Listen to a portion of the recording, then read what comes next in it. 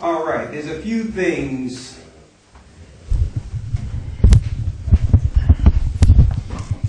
All right, that's better there.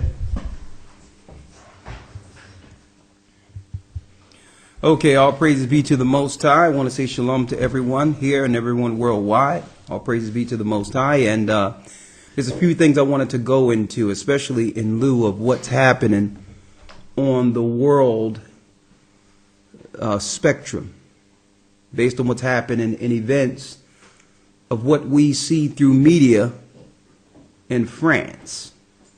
Okay? And it's on so many layers. I'm sure I can't touch on every part of it, being that our lessons is really going to be about deliverance today. But I'm sure that Shapat is going to bring some type of angle with how he get the news tomorrow. So I'm sure we're going to touch on it on a more vast scale in the academy tomorrow. But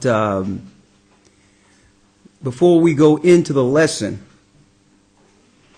which is Bible prophecy on how the Most High's people will be delivered, namely the ships of Tarshish at the very end. Before I go into that lesson, I wanted to say something to brothers and sisters worldwide, just a couple of minutes, based on faith. F-A-I-T-H real quick, right? I think, and a matter of fact, I know that one of the errors, and these are things I've dealt with even before the truth and getting the truth, is understanding that when it comes to faith and happiness, we look to get those things from the outside of us. And that's where the disappointment comes in. We have to build our own faith. It's good to have faith to see strength in others, and that helps build your strength too. But all in all, your faith and your election must be sure. It's not predicated on someone else's rise or fall. That's why the Bible says, search out your own soul salvation with fear and trembling. Because with people, the reality is you'll always get disappointed. It doesn't matter. No one can ever fit anyone's criteria of what they believe is holy. Okay? That's an impossibility. And I'm putting that out there. Yes, we can strengthen each other. We can try to uphold each other. And we can make sure we keep someone walking as much as we can on the right path. But all in all, someone else and what they're doing on the outside of you, anyone, should not determine whether or not you will make it. And I wanted to put that out there. We all was called for a duty. We all was called into this race. And ye that endure unto the end, the same shall be saved. So let me just talk about faith. I'm only going to be 5 minutes with it, and I'm going to go right into the class. Because I've seen in this truth so many times, brothers and sisters run strong, especially in the beginning. That's when you're at your sprinting. No one can tell you this is not the truth. But I've seen so many people fall off and their faith be shaken, not based on what the Most High has done against them or for them. Because they weren't rooted. A scenario happened somewhere where they lost faith in a person. And through that, they turned back into the world, showing you what? They weren't really following the Most High from the beginning. They was giving a person more adulation than they should have. It was the person upholding their faith. You understand? And to some degree, there's nothing wrong with that. There's nothing wrong with having adulation or a certain type of love for when the Spirit of the Most High is working with the person. But what you can't do and what we can't do is equalize that with understanding that your salvation hinges on whether or not this person who you love or really respect make it or not. I'm going to tell you the truth. You still must continue to go and go forward in the strength, because it wasn't a man that opened your eyes. It was the Most High. He just used the vessels, but he called everyone equally to the race. We all receive the same penny. Okay? We all receive the same penny. So what I'm saying is, brothers and sisters, we're going to go through some rough times with what they're doing in the earth right now. And it's up to each individual to endure and help each other up, encourage each other, and love each other. So that when someone is weak, the strong person can pick them up and say, okay, I'm going to carry you for a minute. Okay? Let's get that real quick. When it talks about bearing the infirmities. And let's get faith real quick, and then I'll go into the lesson.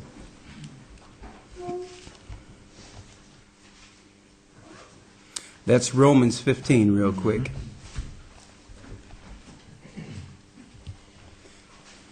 And let's get Hebrews 11 on faith. And the reason I'm putting this out there, especially when it comes to faith, Yeshua, whom the world ignorantly calls Jesus Christ, because there were no J's during his, J's just came around a few hundred years ago.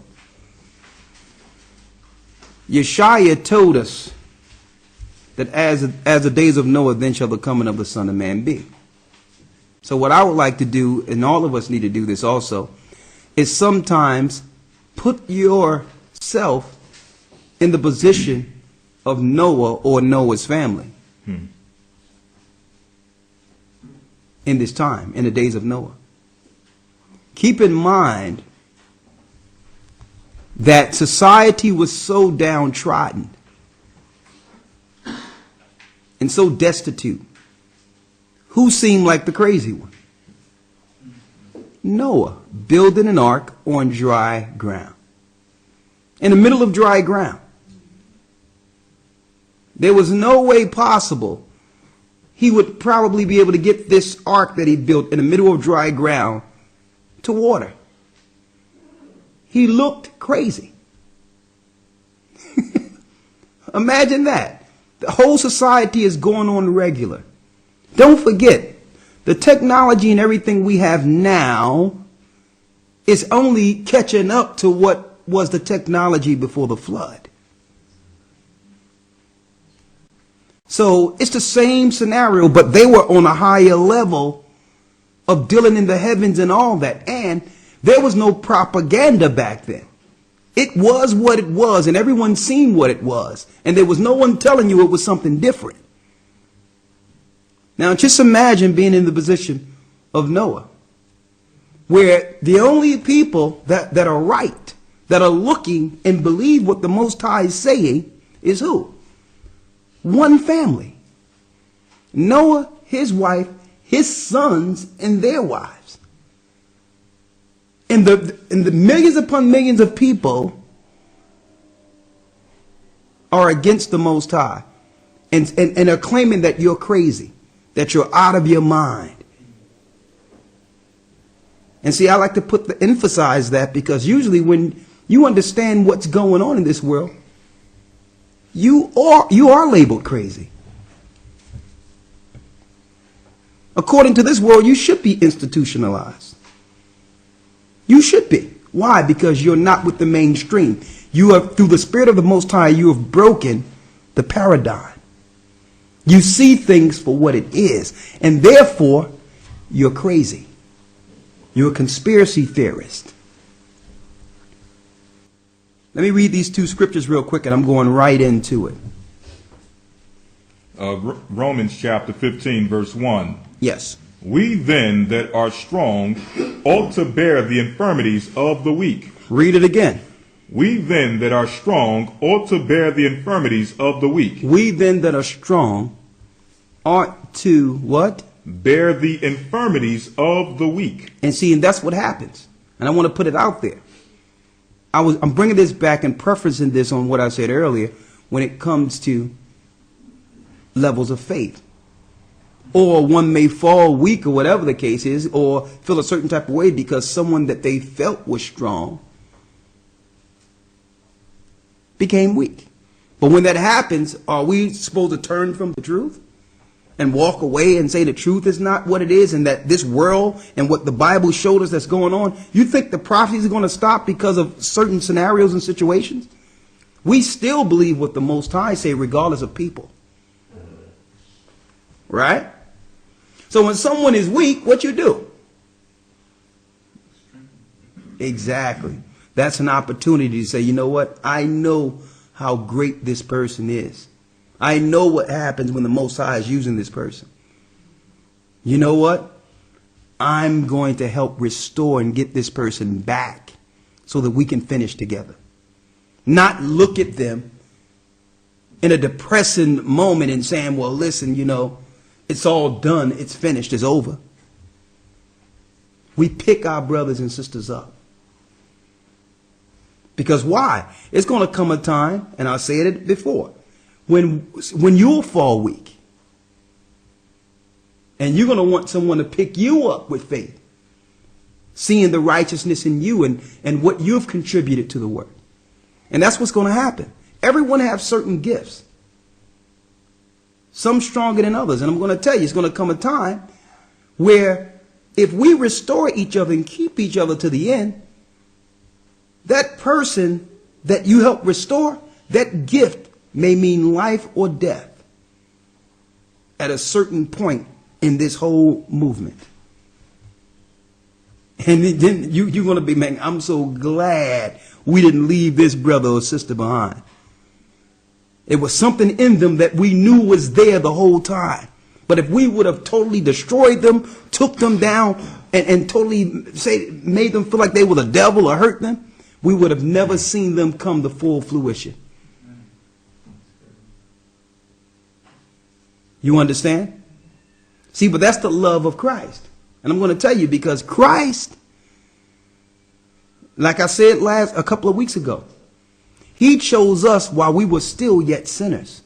Mm-hmm. While we were in our worst state, Christ seen something in us. You understand? So it's important that we deal with that and not be disappointed all the time. It's okay to be disappointed, but use that as an opportunity to restore and help someone become stronger than they were before. Right? Because we're going to need it. I see what they're ramping up. And guess what, brothers and sisters? I'm not worried one bit. I'm going to tell you the truth. I'm not worried at all. Everything the Most High has given us in scriptures has prepared us for this time. And I don't care what level of preparation we may do physically. We're going to face something out there when this is all said and done that we couldn't even, we would have never thought about preparing for. And we're going to have the answer. That's what Christ says. When they bring you up, take no thought of what you shall say or what you shall speak. For in that moment, the Most High is going to put that in you. That means there's nothing in this earth or what we've dealt with could prepare us for what we're going to face when it comes to these satanic magistrates that's against the chosen people of the Most High. That's why I don't worry about things I can't control. Close that real quick. This one here. That's why I don't worry about things I can control. We try to be as happy as we can without letting what's going on in this world consume us. Because if you're that way, then you're no good to no one. Right? Right? Yes, it's the end of the world. No doubt about it. Okay, there's no doubt about it. And I'm not even going to try to pretend like it's not the end of the world. Right? But the Most High has given us an opportunity in this time to build something, knowing what we have, knowing what we are about to face. And I'm going to go into it. Right? Let's go into the faith real quick in Hebrews 11, real quick.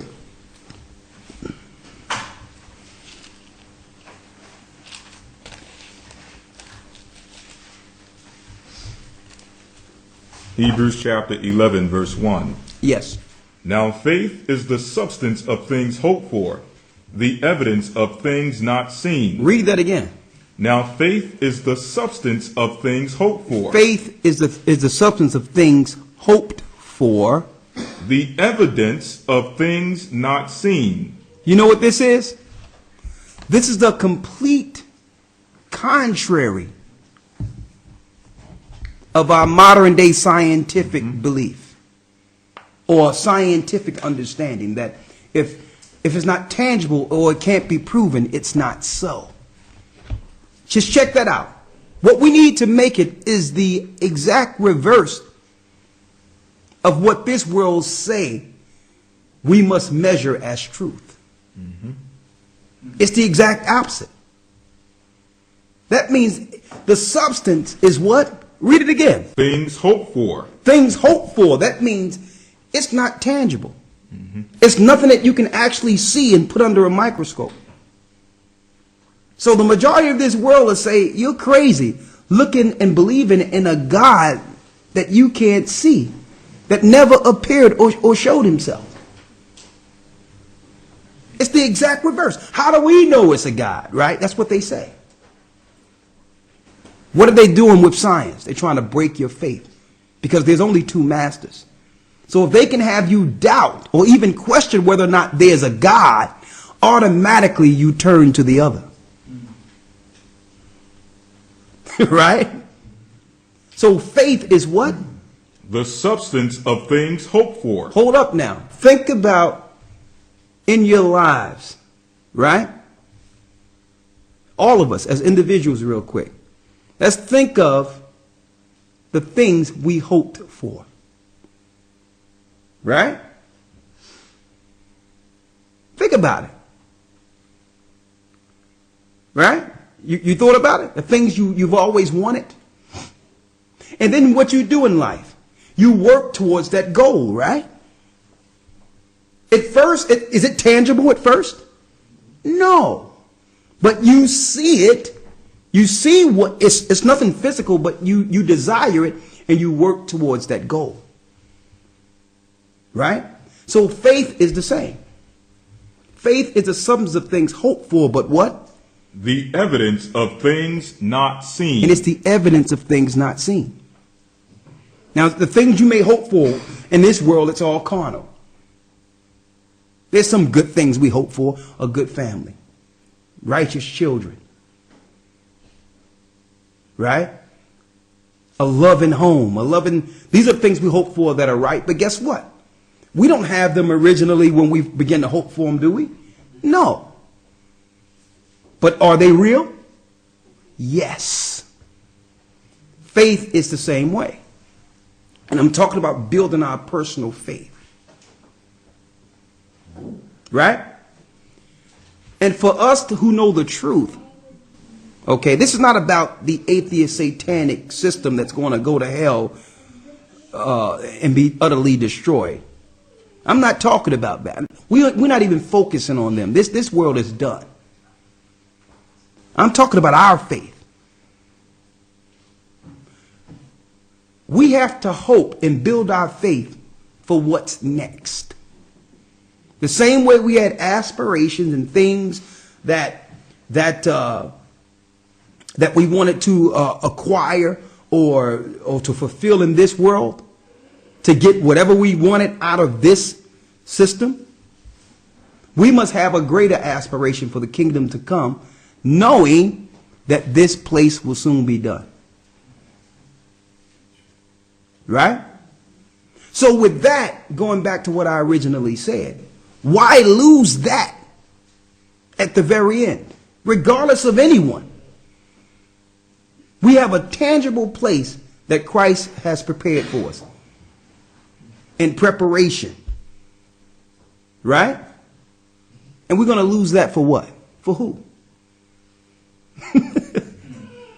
If we decide not to do it, or say, well, this person this and this person that, where do you go? Will the prophecies stop because you decide not to see anymore? Yeah, let's put it downstairs. That's what I want to drop. That's what I want every brother and sister to understand. So we must build our faith so that no matter what happens or who it happens to, we fulfill our hope that Christ has in us, that the Most High has in us, that we finish what the Most High called us for. Right? Finish reading. Verse 2. Listen to this. For by it the elders obtained a good report. It was through faith the elders obtained a good report. Now I'm going to talk to y'all real quick, and I'm going to show you how faith works, right? Right? We was going through scriptures. I was going through a zone, and the Most High said, come out of her, my people. All through scriptures. Don't even worry about it. Just come out of it. Leave, go. Right? And then Elder Zah, remember the conversation. I go to Elder Zah and say, brother, do you know that we're going to have to leave America? That nothing is going to beam us out of here? I had no idea how we was going to leave. We didn't have nothing to leave with. But I had faith what the scriptures said that it was going to happen. And the only thing we had to do was go out on a corner. And guess what? There was a struggle, a fight for us to make it to that corner. You remember that? But then, now I look at it and saying, you know what? If we would have had any doubt or any indecision and not dealt with the faith the Most High gave us, that fear, right? Because even with the attacks that other people have, oh, that's a doctrine, oh, they're crazy. Listen, that's nothing compared to what Noah went through, right? And then we look at all the churches that have been established throughout the earth because we decided to say, come out of her, like the Most High said, and be like he-goats before the flock and begin to leave the borders of our captivity. To show you the level, it was higher than what we believed. It wasn't about going somewhere and going into some wilderness next to some sticks waiting for Christ. There was more work to do that we had to do face to face throughout the four corners of the earth. But we didn't know all that. It was the faith to take the first step that opened our minds to understand what this was all about. With no fear. That's how the elders obtained a good report in scriptures. The Most High tell them to do it, they do it. Against all odds, no fear, no doubt. You're going to have naysayers. You're going to have people tell you that you're wrong. You're going to have people attack you and all that. But what? You don't have faith in what man will say and what man will do. You have faith in what the Most High told you to do. And you understand that he's going to fulfill every part of it, and it's going to be greater than what you originally believed. It is first breaking that first layer of fear that happened through captivity to make you believe you'll never make it anywhere. They programmed us like that. That you must be dependent. That you must be a slave. Right?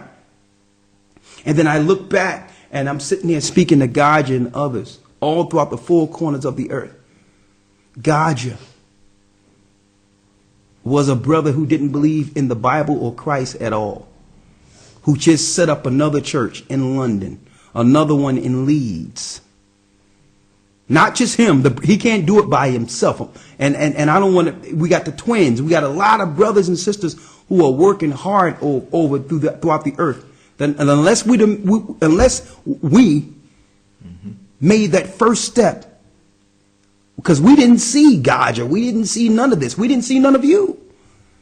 But we had to take that first step. So that's why I shield out the negative and what people are dealing with. Because what I like to do sometimes is go back and say, well, okay, suppose I was one of Noah's sons. Imagine what they were hearing. Your dad is a nut job. Your dad is out of his mind. He's building an ark on dry ground. Everyone else is having fun. Everyone else is going to parties. Everyone is celebrated. And they don't even know it's about to rain. That it's about to be the end of the world. They were marrying, giving in the marriage. And the only people that had common sense are the ones who had faith. Who had faith. So guess what? We're going to have it on both ends. That's going to shake our faith. We're going to have people telling us, oh, look, nothing happened. Everything is still the same. Don't you think they were telling Noah that? Look at you. Girls was walking by with hardly anything on. Yeah, you want to go party? Yeah. Come on, Japheth, let's go. Noah's like, listen, you go give me that hammer. Let's finish this thing. It's going to rain in a few days. People were partying, having a good time. No one wanted to understand or believe. And guess what? Yeshua said it. Our Savior said it. Like in the days of Noah, then shall the coming of the Son of Man be. It's going to rain. Okay? It's going to rain. So we must build our faith. And another thing I want to put out there. You can't compare your faith and what you feel is an obligation to what you see others have or what they're doing.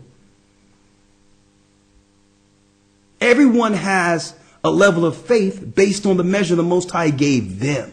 Mm-hmm. So you can't say you're not good enough or you're not this or that because this person, I can't compare to these works. Your works may not be required to do what someone else is doing. Maybe the Most High wants you to do little, but it's still, we get the same penny. Mm. So don't think that because you see somebody doing vast work, that your work pale in comparison, therefore you do nothing. It doesn't work that way. You do what the Most High have in you, and brothers and sisters, that is enough. Everyone is not called to do the same thing. So what? Everyone get paid the same thing though. The kingdom.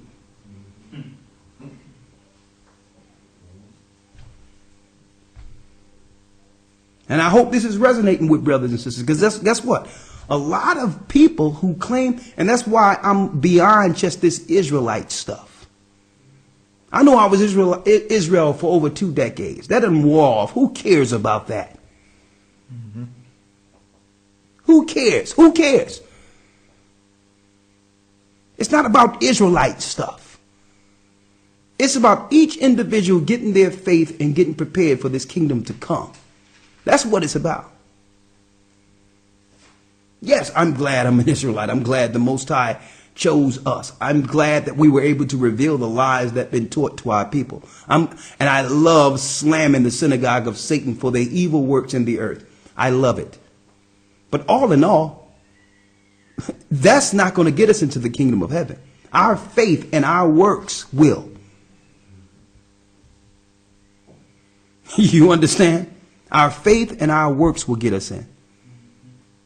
And I would like to, sometimes I give out my personal testimony and my perfect examples. Because what else what better example than what you all see dealing with us all the time? You notice that when anybody come to me and talk to me about something, I don't dwell on the negatives of anything. I only deal with what? Solution. That's it. So some people want to just talk for 3-4 hours about something. And next thing you know, me and the person sitting there just depressed as all hell. So this is what you wanted? And they'd be like, oh, he was short. You know why I was short? I'm listening to it and I'm like, okay, here's a solution. Unless you just want to, unless you just want me to be Dr. Phil and just sit there and hear you just go through what you got to go through. Here's a solution. Let's go. Why? Because this world have programmed us, brothers and sisters, to always look at the negative and let the negative weigh us down. And really, that's an excuse so that you can stay doing nothing and not building your faith. That's an excuse. When you hear people, oh, this is me, woe is me, this and this and this, and you look at them, they just sitting in the corner, just doing nothing. You understand? So it's about solution. You have an issue, boom, solution, let's go. And I'm saying that because we have a short amount of time. We must build our faith, find out what we got to do, and just do it. You with me? We're in the days of Noah. And guess what? To the whole world, you are crazy. Okay? You belong in an insane asylum. If you believe that your children shouldn't be vaccinated, you're crazy. If you believe in the Most High and in something greater than us outside of here that have a chosen people in this earth, you are crazy. Hey, now if you believe the earth is round, you're crazy. Okay? There's so many levels of crazy. If you don't depend on this world and learn how to be in this world,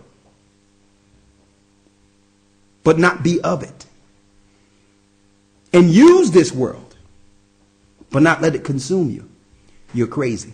If you don't have a master, you are crazy.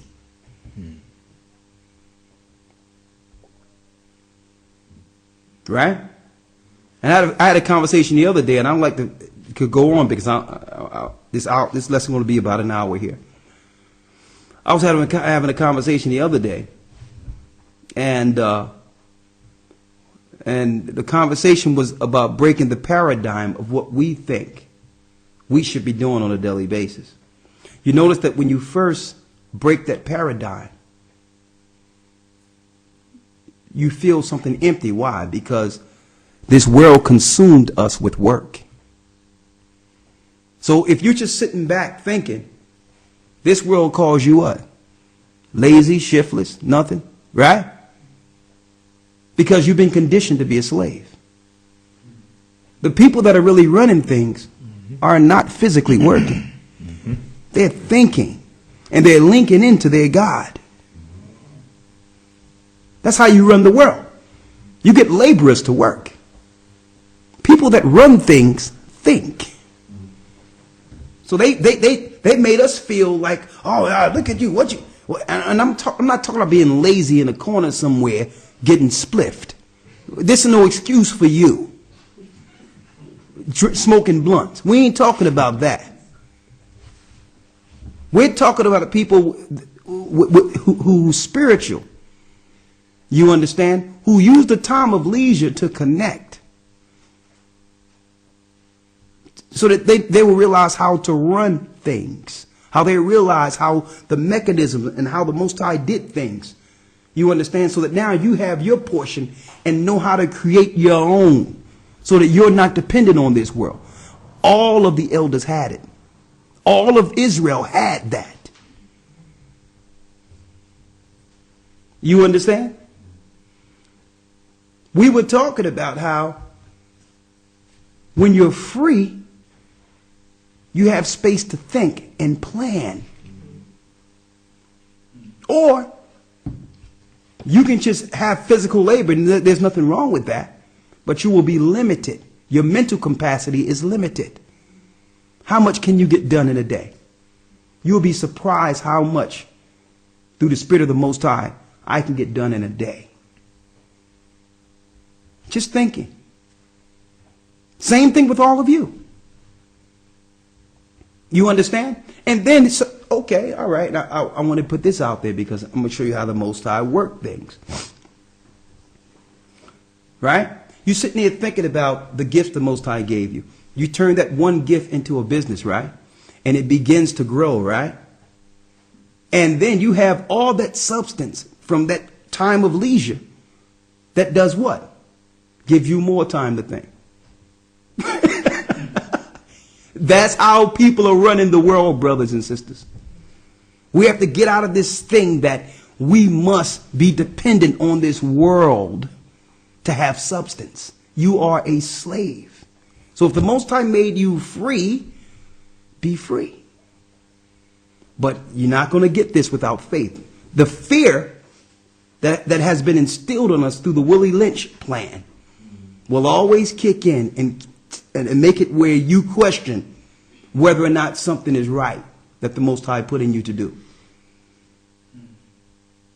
It's systematic slavery. They made it where they don't have to put shackles on us. We've enslaved ourselves through fear.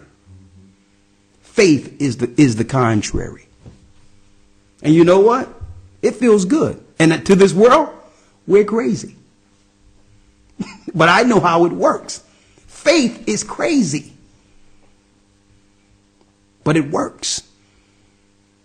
Right? Finish reading. Verse 3.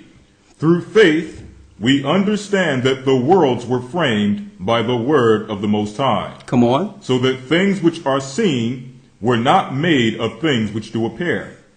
Read that part again. Hebrews 11:3. Come on. Through faith, we understand that the worlds were framed. The worlds were framed by what? By the word of the Most High. By the word of the Most High. Read. So that things which are seen. What we see, I see you all every day. I see that cup over there. The things that are seen, what? Were not made of things which do appear. Was not made of things which do appear. So everything in the physical was made from what? The invisible. Mm-hmm. Common sense. Even modern day science teaches you that. That table wouldn't be there unless what? Someone built it, right? Before that, it was what? An empty space. So this world we see came out of what? The invisible. That tells us that I don't need NASA to tell me whether or not there's something out there, or have them interpret what's out there. The Most High and his angels are out there. The things that are seen is evident that they exist. Right? Now, just because they're out there, right? And here's the key thing, and this is where we come in. Now that we know they're out there, and we have faith based on what we see that they're out there, understand that the same scriptures that told us we were Israel is now telling us that there will be an invasion, that they're coming into our realm. If we know they're out there, then we know they visit, they come back and forth, and guess what? We know according to the scriptures, soon they will come to stay. Right? We have that faith to understand that. And there will be a war. We have the faith to understand that. Right? So what side are we on with this? Right? When the invisible world clashes with the principalities and powers that control this one. Mm-hmm. It's coming. Read. Hebrews 11 verse 4. Come on. By faith, Abel offered unto the Most High a more excellent sacrifice than Cain, by which he obtained witness that he was righteous.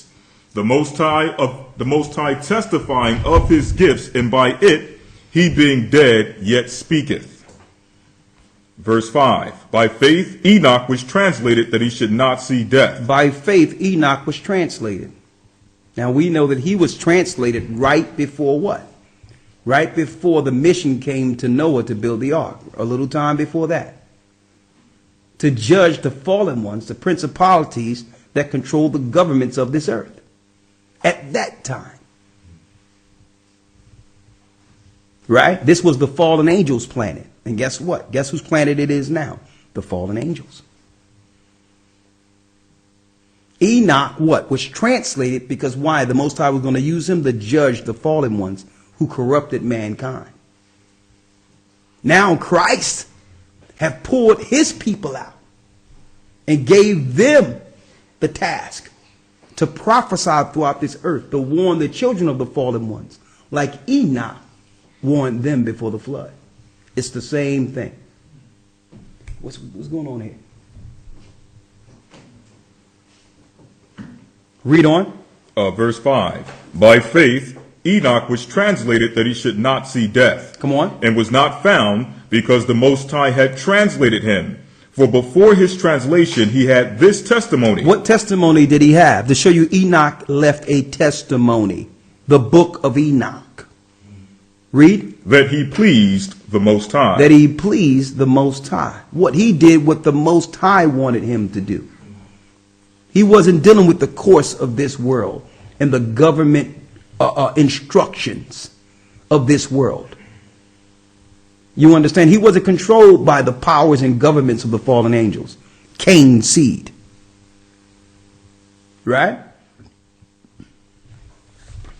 Now, on and on and on, I could go on about faith. But let's go into this lesson real quick.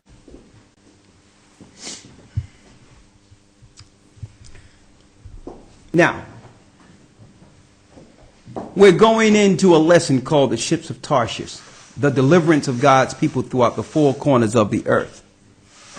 And we all know that these are the things that will happen in which the Most High will need to deliver his people who has been captive throughout the four corners of the earth. That will be the main victims of what we call the New World Order. Right? Now, just a few things. Some people, right now, the whole earth is up in a little frenzy, being moved or hyped up through the quote-unquote Paris terror attack, right? Everyone is being amped up. Albert Pike served as a brigadier general in the Confederate Army. Following the war, Pike was jailed for treason. He was quickly pardoned by a fellow Freemason, President Andrew Johnson. Among eventually becoming a 33-degree Mason and a top leader of the Ku Klux Klan, Pike was also believed to be a Luciferian. He claimed he was able to summon Lucifer at will as the Grand Master of the Order of the Palladium. Palladism, or traditional Satanism, an ancient Luciferian cult, was then introduced to the inner circle of the Masonic lodges. This influence has flourished into modern-day Freemasonry in the super rites of the upper degrees. Industry, entertainment, the CIA, Congress, and our military leaders are inundated with Freemasonic palladism, or a Luciferian New World Order. What follows are the chilling predictions, or better yet, instructions of Albert Pike's 3 world wars, funded in great part by the House of Rothschild. From a letter that he wrote to 33-degree Italian Illuminati head and mafia founder Giuseppe Mazzini, dated August 15th, 1871. The First World War must be brought about in order to permit the Illuminati to overthrow the power of the czars in Russia, and of making that country a fortress of atheistic communism.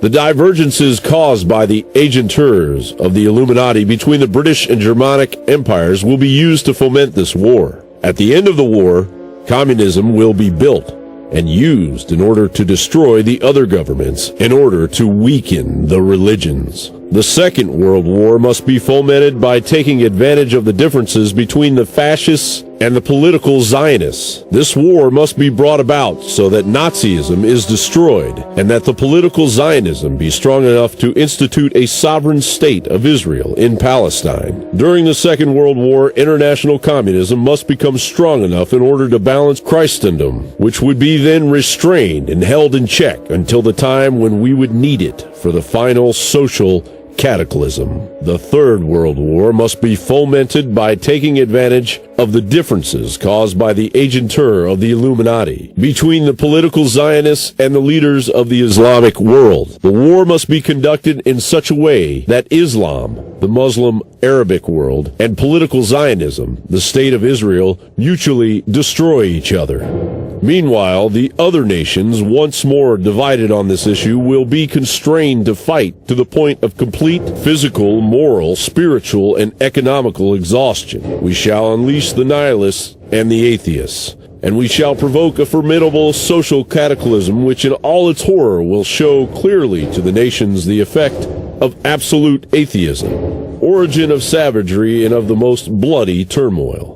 Then, everywhere, the citizens obliged to defend themselves against the world minority of revolutionaries will exterminate those destroyers of civilization, and the multitude, disillusioned with Christianity, whose deistic spirits will from that moment be without compass or direction, anxious for an ideal, but without knowing where to render its adoration, will receive the true light through the universal manifestation of the pure doctrine of Lucifer, brought finally out in the public view. Ты помнишь, последний раз мы здесь были по Триумфальной арке, могилы неизвестного солдата. Помнишь, что ты сказал? Что если бы люди осознали, какое воздействие мы оказываем на мир, погодите распространить энергию. Все готовы? Давай, жми на газ. Давай.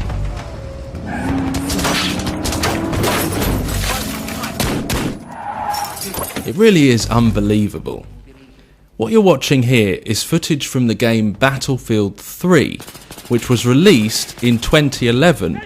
And in the game, the player has to take on a mission in which they need to neutralise a terrorist threat in Paris, France. And guess what date this threat takes place on? Yeah, you got it right. It's the 13th of November. Pre-programming at its finest. With little, terror police moved into the Bataclan concert hall in Paris.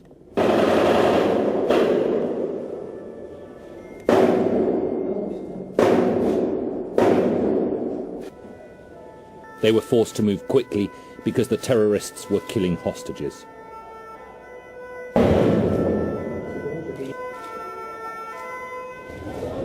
One witness said the gunmen were silent and calm and just shot people randomly. They would reload and carry on. The attackers in the hall, reportedly 3 of them, then blew themselves up when the police raid began. The survivors hurried out, some with their hands above their head, others with their head in their hands.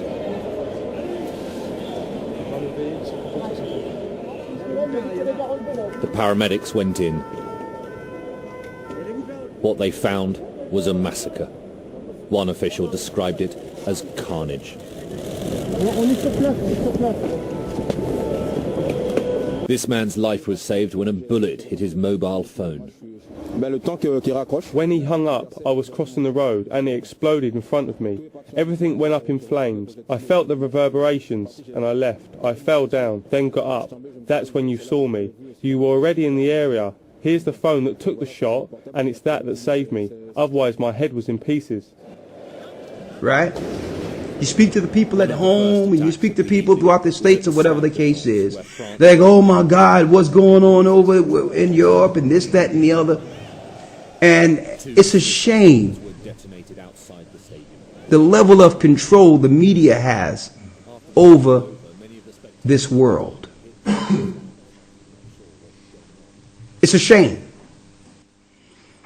Let me tell you, if this world had half of the faith in the Most High and understanding how grim that's going to be when Christ returns, they'll be more focused on that than what the news is saying. It seems like the people fear the government source news more than the Most High himself. That's what shakes you up in a frenzy, what they report. What about the report out of the scriptures, which has a what you would call an infinite impact on the rest of not only your life on earth, but your soul. Everyone is getting whipped up in a frenzy. The media is the key weapon, the key sorcerous weapon they use to keep control over the people. And I'm looking at this. Paris terrorist attack. ISIS. What are we going to do? Right? On and on and on, the same thing.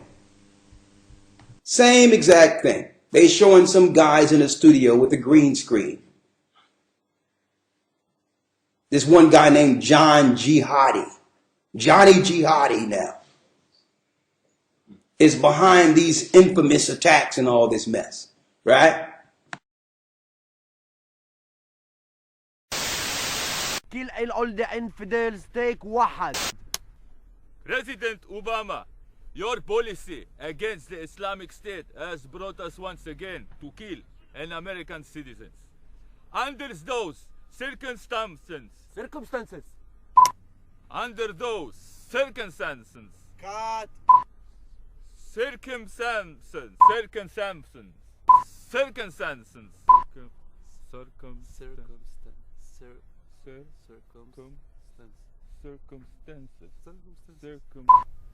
Under those circumstances. I said it good. Yes? Continuity nailed it. Take 47. Action. President Obama. جيبها ليلي. Push. Very good. Smile, touch up. جيب. You okay? 5 minutes. Under those circumcision. This is why. Less circumstances. This is why. This is why we see you and your allies, the Ayunis, the only responsibles. I said Ayunis, right? I said Ayunis. Sayunis. This is why we see you.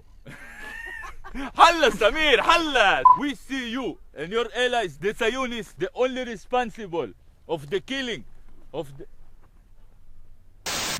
Then they have their systematic Satanist crowds that they utilize on every attack with signs so that they can take pictures for this media propaganda. Jesus Charlie, talking about Charlie Hebdo, another false flag where somebody was supposed to have gotten shot in the head and earlier this year with no blood nowhere. Right? Just going through it. Just going through it real quick. I got some pictures. You can't see these, but I'm putting these out there. Okay, what's the name of this guy? The guy they say was over ISIS, Elder Lawyer? Elliot Shimon. His name is Elliot Shimon, a Jewish prop they utilize. But his name that they're promoting throughout America is al-Baghdadi. Over ISIS. On and on and on. They're propagandizing, right? Now, we can go on and on and on about the propaganda, right? But we will not. The question is, why is there a new event, the New World Order's government through media promoting almost every week? This systematic fear. See, what I learned now is not to focus on, because it's to the point where they're so over the top with these fake events. It's to the point where they want you to know it's fake. They want you to know that they're doing it. That's a tactic in itself too. They want you to know they're doing it. So what I do is I don't focus on the fake propagandized news to get the people whipped up in a frenzy, because you're not only being whipped up in a frenzy, you're being conditioned to accept what's next. That's the fearful part there. That's the most fearful part of this. is that they are, through this fear and them making you believe these events actually happened, you are now conditioned to accept a greater threat according to scriptures.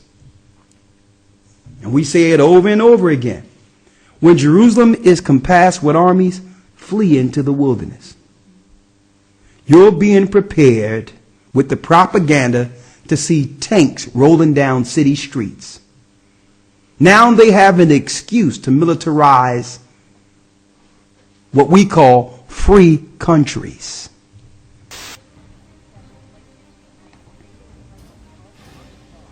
Okay? Hey, the New World Order won't be just readily accepted. It will be enforced. The New World Order is Satan's world. It's the world before the flood. It's the days of Noah. Don't forget, when the people no longer participated with the system, when they seen what it really was, they began to what? Consume mankind. They began to kill people. At one time, I tell you, during the time of Noah, the people were participating with it because they loved the technology, they loved the freedom, they loved all that came with following Satan's system. But when they can no longer sustain these leaders, the leaders said, okay, now, okay, you brought me this, that's not enough. You need to start bringing me people now. I'm going to need this amount of people dead out of your family. So eventually, they suck you in, but at the end of this, they require blood. They always have required blood. They'll suck you in with the technology and all that to get you into it. But the cost is more than any of us is really willing to pay. There's a cost for this.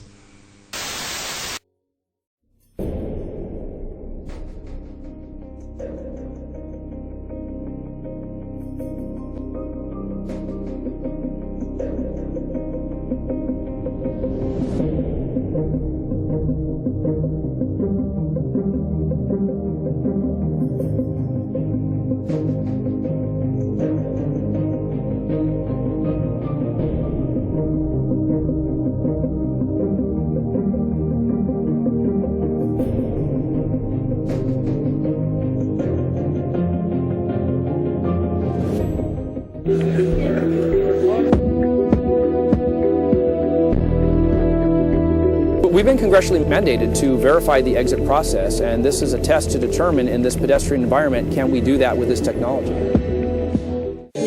Digital technology offers the promise of intimacy, amusement, and even a longer life. With the ability to do billions of calculations in our pockets, it seems we've discovered a new dimension in which everything in our lives can be improved and tracked and then turned into money. But is convenience, profit, and surveillance the only use for these new powers? We're a multimodal biometrics identification company.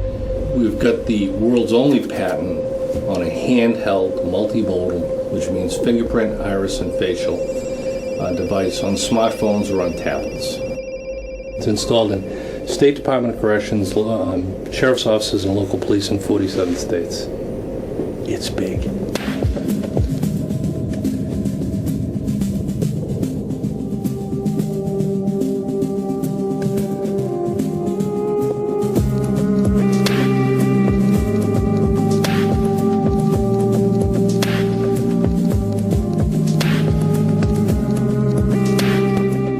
For me, this is a form of governance by data. You might be a perfectly normal individual whose facial expression, for example, might indicate that you have some dangerous or suspicious thoughts. Within 5 years or so, we're looking at a future where police forces would be able to identify who you are and where you are in the city and link it to a social networking page and to all of your friends.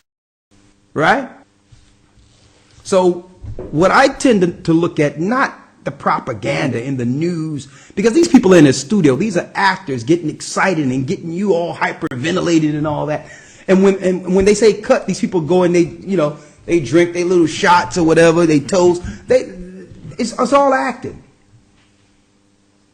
What I tend to focus on is the laws that will be passed after the false flag. Okay, because the false flag will go away. It's just like any other story. They'll put a new story up. You'll forget about the last story. Right? But what you need to look at, from one propaganda to the next, the laws that are in place against the citizenship, against your well-being. These laws are in place against you. Whether they did a false flag or not, the laws are in place to do what? Enslave humanity. What does this mean for you? This means that when you go shopping or go to a mall or any place, you're going to see machine guns. That's what this means. They're acclimating what we've been saying for years they were going to bring forth, but they can't do it without events. They must have an event to bring forth the one world order, so that we are conditioned to see military on a regular basis. And like I said a few weeks ago, what happens now that they have deployed that military? What happens now when the commander-in-chief now give orders for that military you're used to seeing, protecting your malls, giving them the same military the orders to turn on you? They're already in place. What we're seeing right now is military deployment. Nothing more, nothing less. It has nothing to do with some bombs in some stadium someplace. I've looked at this every which way you can see it till I've been blue in the face and sick of hearing it. And guess what? I'm going to tell you right now. There was no explosion in no soccer game, none of that. But it doesn't matter what it was. The residual effects will affect everyone. They don't care if you know it's fake. They usually do these things 1 or 2 weeks or a few days before a big vote or a law that they're looking to pass that will have a profound impact on the civilian population. Period. They do it so that now they want, yeah, let's vote yes, let's vote yes, yes. Come on, man.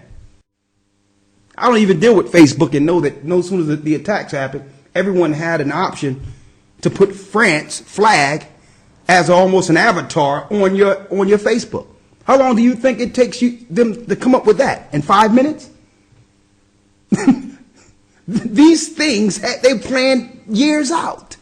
They already had the apps and all that ready. So it's not about the false flag. What will happen now? Because this really is the 911 of the world now. You're going to have every country that's in compliance with the New World Order pass laws based upon what they claim happened in France.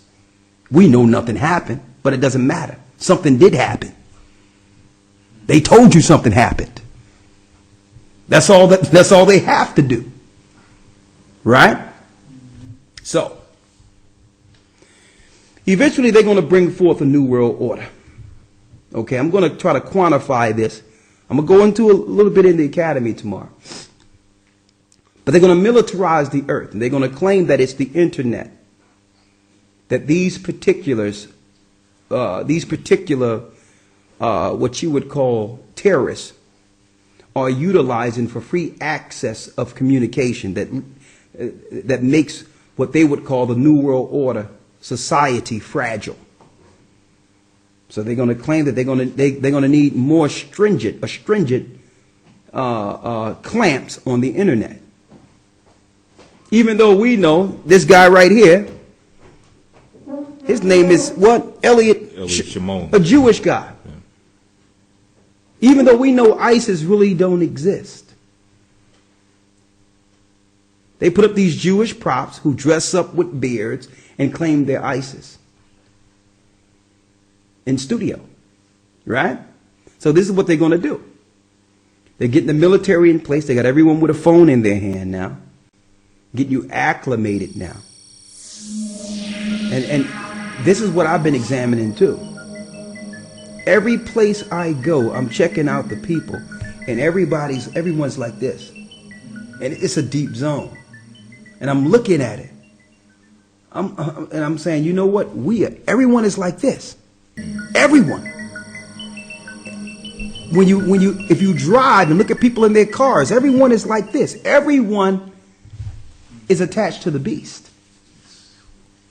Inadvertently. Don't even realize it. Even though it's a convenient necessity, I'm going to tell you the truth. It is convenient to have. It's a computer. Why do you think they're freely giving us this technology? Can you imagine what that phone would have been worth 25 years ago with the technology in it? You can't even put a price on it. What about 30 years ago if someone would have came up with that? You know how much money that one little unit would have cost? You know how much it costs to put one of these in everyone's hands? Everybody, even the poor people in Africa, all have what? An Android phone. They've acclimated everyone into the beast so that everyone can now be conditioned at the same time to accept their own demise. What's next? Now they're going to what? The same way they moved our bank accounts from getting a paper check to direct deposit. Now they're acclimating what? Your bank account with what? Your Android. Because they're going to claim ISIS. One of the biggest threats is the fact that ISIS is using the dollar bill. They're using money. So they can't be tracked. See? They're using finances. They're using cash. They're using the internet. And they're freely transferring cash without us being able to see what they're doing. And through that, laws are going to be passed now where what? It's not the mark of the beast. It's what? It's you taking your Android phone, and instead of putting it in the hands of someone who you don't know at a clerk office somewhere, what are they going to do?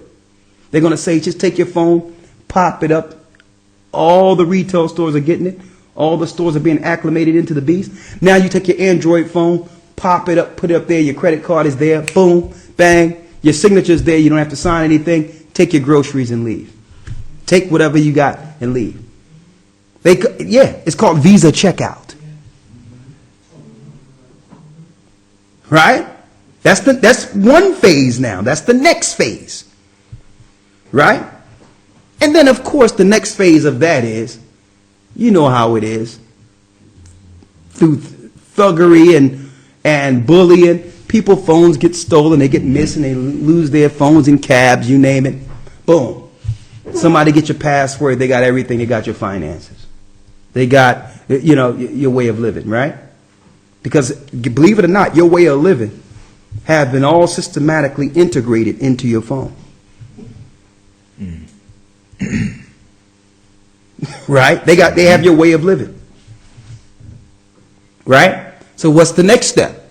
The next step is to say, well, we can conveniently solve that problem with an administered RFID chip. And he provides that no one will be able to buy or to sell except the one that has the mark, either the name of the beast or the number of his name. Here is wisdom. Let him who has understanding calculate the number of the beast, for the number is that of a man, and his number is 666. So how close are we to our special coverage here tonight, Life in the U.S. in 10 years' time? The year is 2017. You're rushed to a hospital unconscious with no ID or medical history, but thanks to a microchip under your skin, it's all there. Science fiction 20 years ago, but a biometric reality today. In medical news tonight, a chip the size of a grain of rice could save your life. I've just been chipped myself. It's not a painless process, but it doesn't last too long, not too difficult. Minor surgical procedure.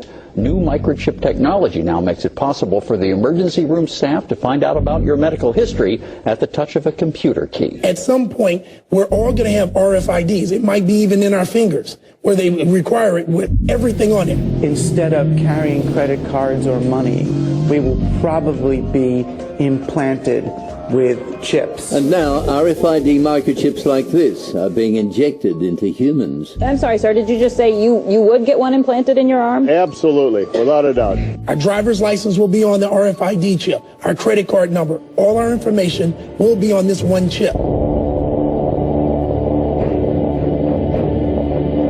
The chip is encased in unbreakable glass and is about the size of a grain of rice. The procedure is done with anesthesia and is relatively pain-free. It felt pretty scary, but at the same time it felt very modern, very 2015. The government has just approved the use of a computer chip that would be implanted under your skin. When complete, everyone will have a unique 12-digit identity number. If hospitals purchase this detection equipment, the system will most likely start to include more and more people in those communities who will want the chips. Wow. Interesting stuff. Everybody could have one of those one day. Does Google now know everything I do and everywhere I go? Because, let's face it, we like you guys, but you're from Google. It may be true that 10 to 20-year-olds don't want to wear a watch on their wrist, but you can be sure that they'll be far more interested in wearing an electronic tattoo, if only to piss off their parents. Forget mobile phones. Your children and grandchildren may well want an implant instead. You know, when we check out at the grocery store, we'll be swiping our own arm over the scanner, and that will be something we feel we can't live without. It would be such a disadvantage to not have the implant that it essentially becomes not optional. Let's imagine a little bit what the future might look like if I could take your stem cells and put them on a chip, or your stem cells and put them on a chip. It would be a personalized chip just for you. It turns over, but it doesn't start. But the RFID reader antenna is here. So when I authenticate, the bike powers up.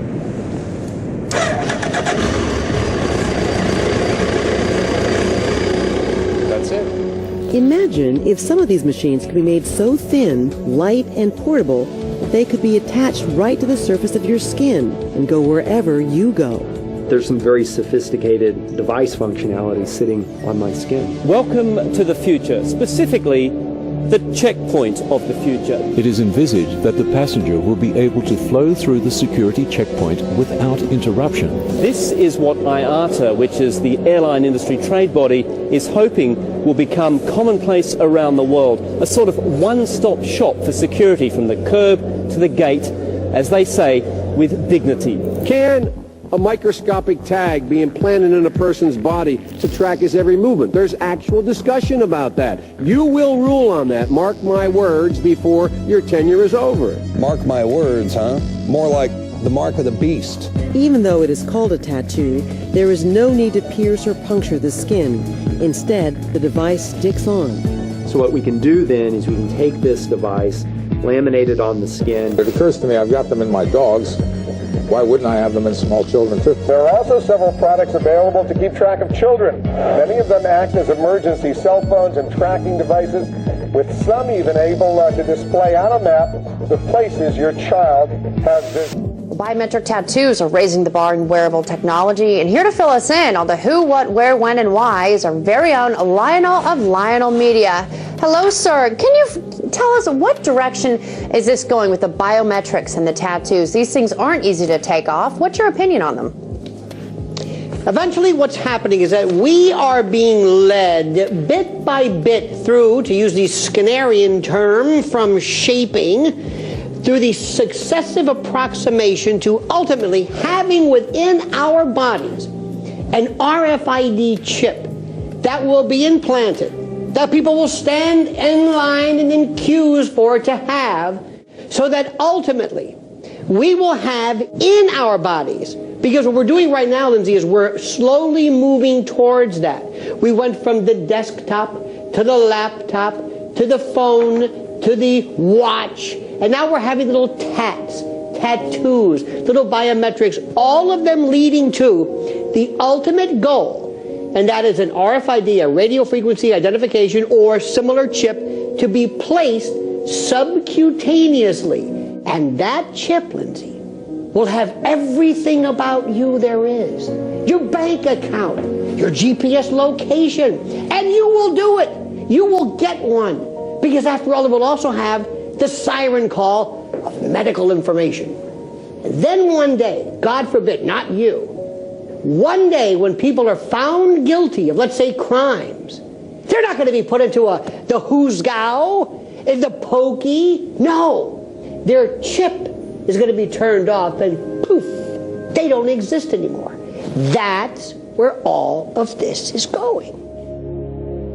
Everything that's happening right now, think about this, it's not going to be because of the government forcing this on you. People will say, please, put this on, put this tat on, this UPC. I want to be a part of it.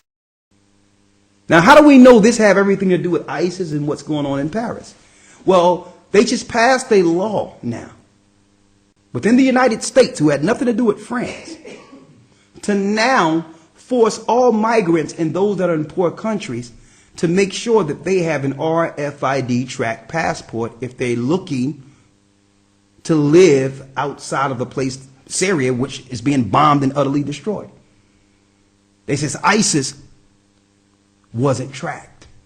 And it come to find out, conveniently, I got this here. They had passports without the RFID chip in them. And this is what they're showing on the media. That this guy blew himself up. There was no parts of him left. But another magic passport appeared out of this so that now they can now tag the culprits of the Paris attack to Syria or ISIS. Like I said last week, you had some magic passports that fell out of the building. Even though everything was disintegrated during 9/11, these magic passports just fell on the steps of the FBI. And I told them last week, I want a complete suit and house made out of these passport papers.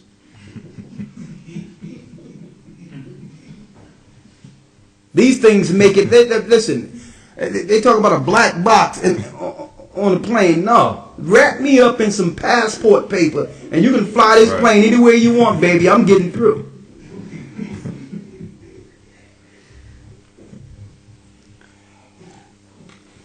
But now, through this, they're doing what now? They're acclimating everything to the RFID. And I'm going to tell you right now, it's going to come a time where people will not have physical paper passports. They will acclimate that with your Android, and eventually it will be your RFID chip. You will not be able to buy or sell unless you have one. You see, and that's why I wanted to talk about faith earlier. Because what happens, because right now it's convenient utilizing some of the technology. I mean, in fact, some of this technology, being able to stream to thousands upon thousands of people and talk to them all at once, is a blessing to us to wake up our people. But all in all, I know where this is going. Right? You got the RFID coming, right? The mark of the beast, the Bible calls it. That's where we're going. But I talked about faith earlier, knowing that what, brothers and sisters? I know beyond any shadow of a doubt, when all this break out, those that believe will be okay, not dependent on the technology. Great. We're gonna be fine. I'm going to go into a few things. Let's get it out of Esdras real quick. When it says they shall toss you out of your houses. 2nd Esdras 16, out of the Apocrypha.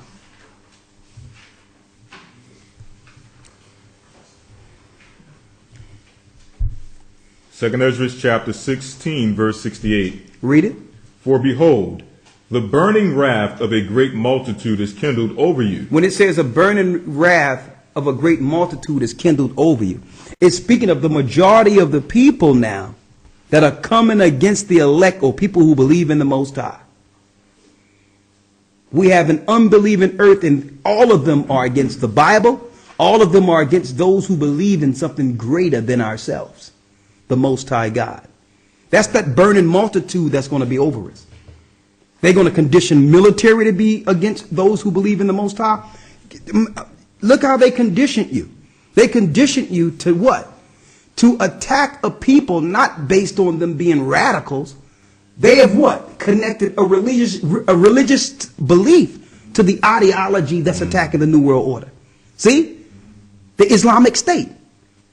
They can just switch that to any religion they want or anyone that believes in a God and claim that that's the threat.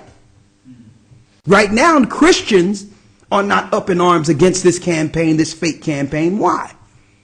Because they're only pointing out Muslims right now. But they're going to shift to Christians. Anyone that believes in the Most High can get a radical thought outside of the New World Order. Therefore, you are a threat and may blow something up because you're not being controlled.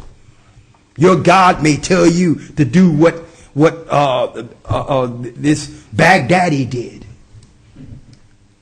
It's really an attack against those who believe in the Most High. We know ISIS don't exist. We know these religious groups don't, but they're fashioning the narrative so that people can point to those who believe in God as radical or crazy. That's what they do in a satanic system. They point out those who believe in the Most High. There's nothing, they can just shift that from Islam to who? Oh, Israelites. They can shift that from that to whatever. They can move the narrative wherever they want, brothers and sisters. This is what I'm telling you. The Islamic State don't exist. But in some boardroom of some government institution someplace. But all in all, they're going to use it as a platform to attack those who believe. So what happens when we are dealt with a choice to either take the mark of the beast or take our chances with our God? We will come to that point. We will come to that decision. All of us. Read. For behold, the burning wrath of a great multitude is kindled over you, and they shall take away certain of you, and feed you being idle with things offered unto idols. Because usually what they do first is to try to get you to compromise your God by feeding you things that they've actually prayed to and sacrificed to their gods. Okay? That's a religious attack. That's a spiritual attack. The example I can give you, no sooner as they enslaved us and took us off our shores, they did what? They began to serve us pork and sell us pork and give us pork, swine, something against the Bible. See? So that's the first thing they do. And I'm saying this, brothers and sisters, because when they start coming against us and moving us and finding out what we believe, part of their tactic of breaking you is to give you the reverse of your belief system. In every way. How you think, how you eat, all that, to break you. See? Read. Verse 69. And they that consent unto them shall be had in derision. And they that consent to them, that means you begin to agree with the New World Order system. You will be had in derision. They will tear you apart. Read. And in reproach and trodden underfoot.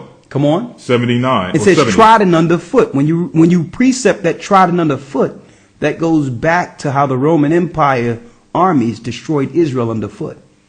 So really, this quote-unquote attack in Paris have really nothing to do with Paris. It have everything to do with putting the military down that will have you in derision. Eventually, they will enforce the New World Order's plan against the children of the Most High God, against those who believe. Read. Verse 70. For there shall be in every place. In every place. That means it doesn't matter where we go. We know it's going to be utterly destroyed. But guess what? They're going to assume this every place. This is how the Israelites God's people will eventually get into the wilderness.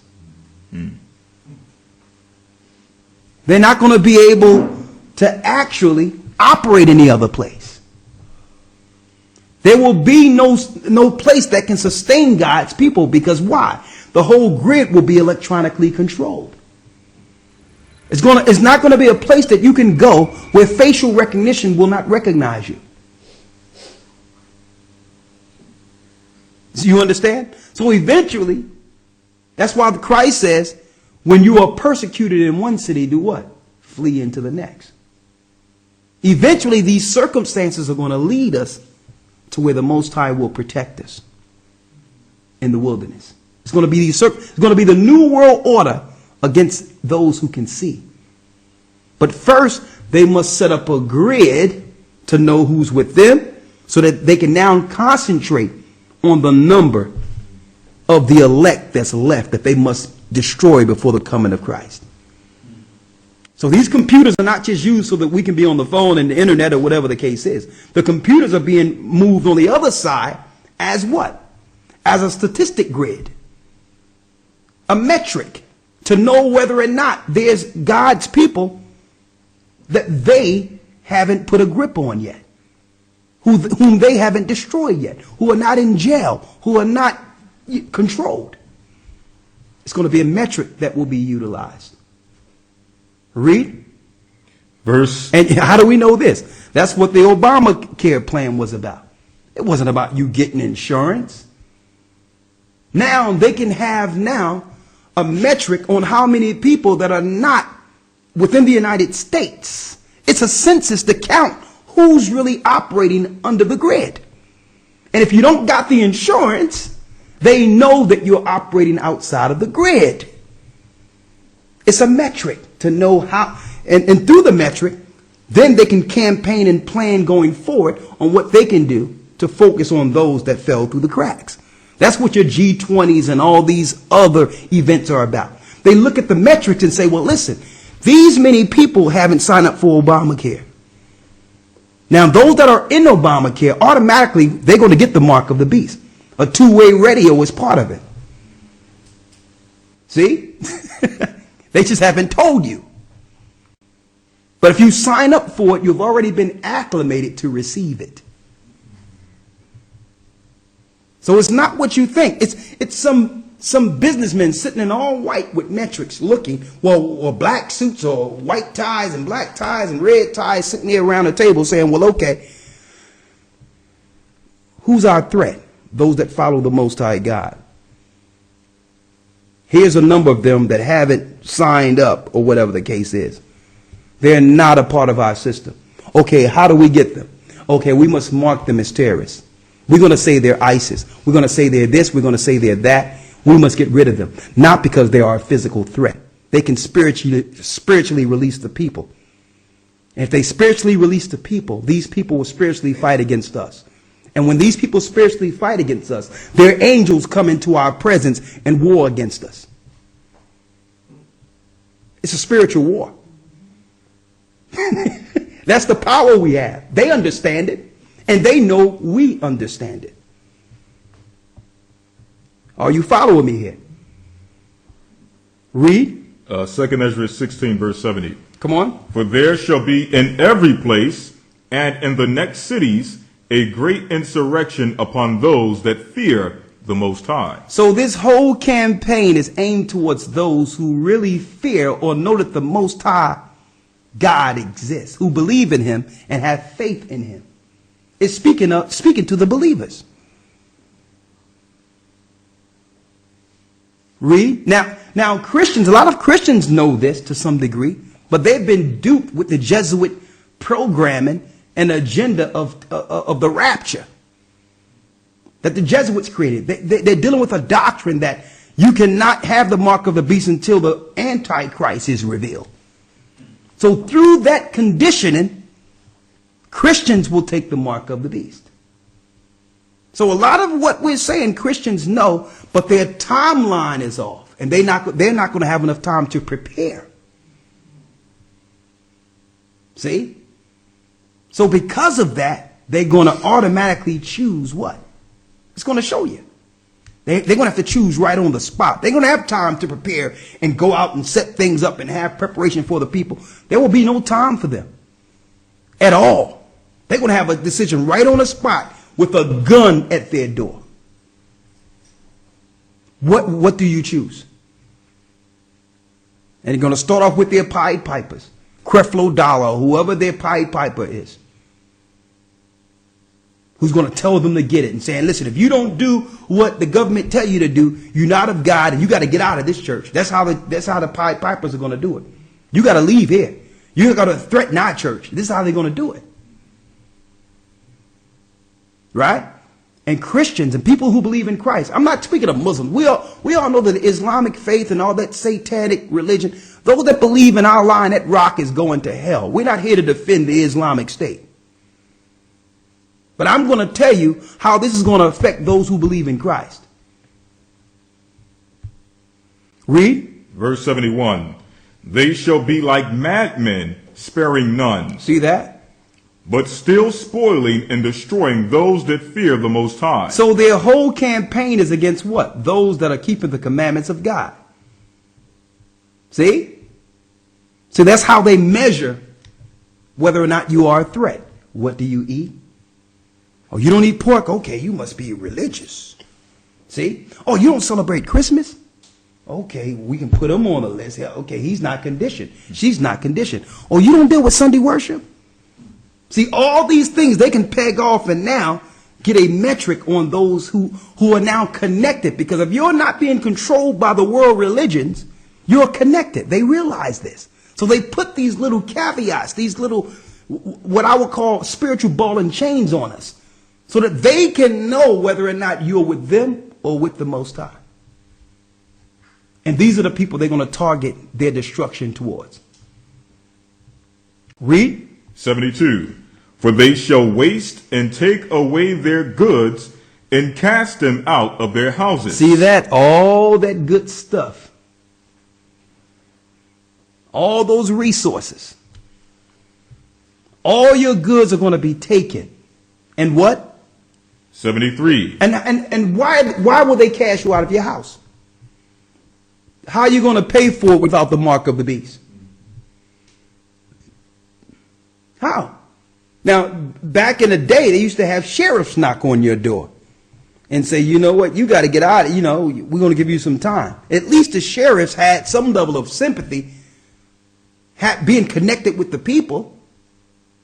The sheriffs in towns, they have some level of compassion for the people. They give you some time to get out and all these things.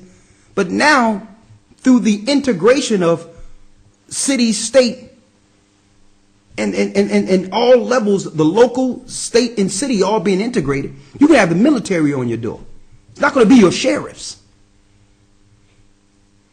Read. 73.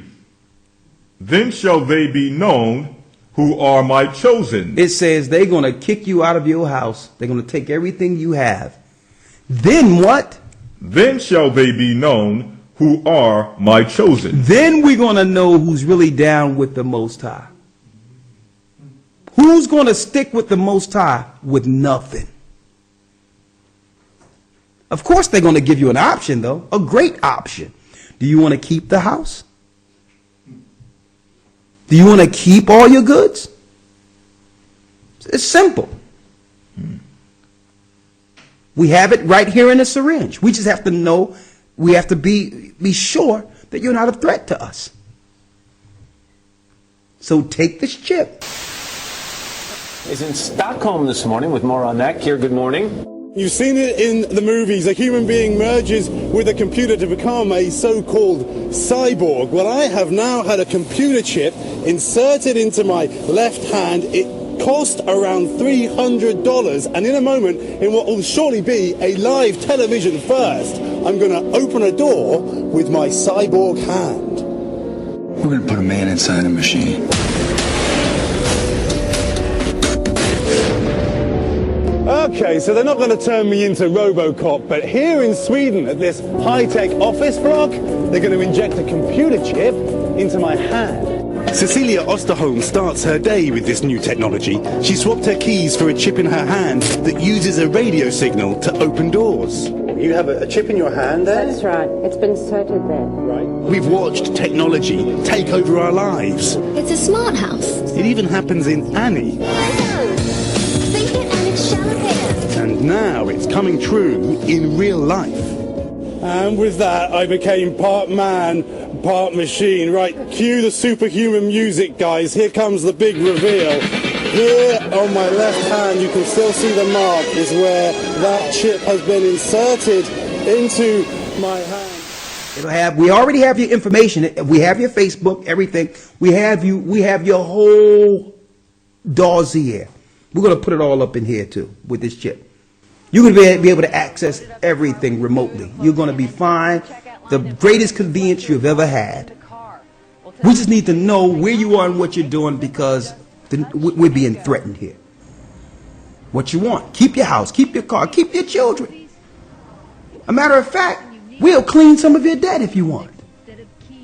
You owe money? We'll clean the debt. We'll give you some money. Take the mark of the beast. Bow to the real God of this world. That's the Apocrypha, brothers and sisters, telling us the mark of the beast instituted, and the choice believers will have to make when it's time. Now, when the grid fall off, when they acclimate the mark of the beast, brothers and sisters, now you're going to have brothers and sisters operating without the chip, without the mark, right? How do they make it to safety? What's going to happen? Right? That's what we're about to go into. Now, a couple of weeks ago, we went into Syria, bringing forth and actually showing, according to Scripture, why the governments are really in Syria. It has nothing to do with ISIS. It has nothing to do with some attacks and all that from some Islamic state that have nothing to do with it. Whatever they're telling you in the media, don't believe, okay? This is a systematic destruction and taking down of all the nations who went against God's people.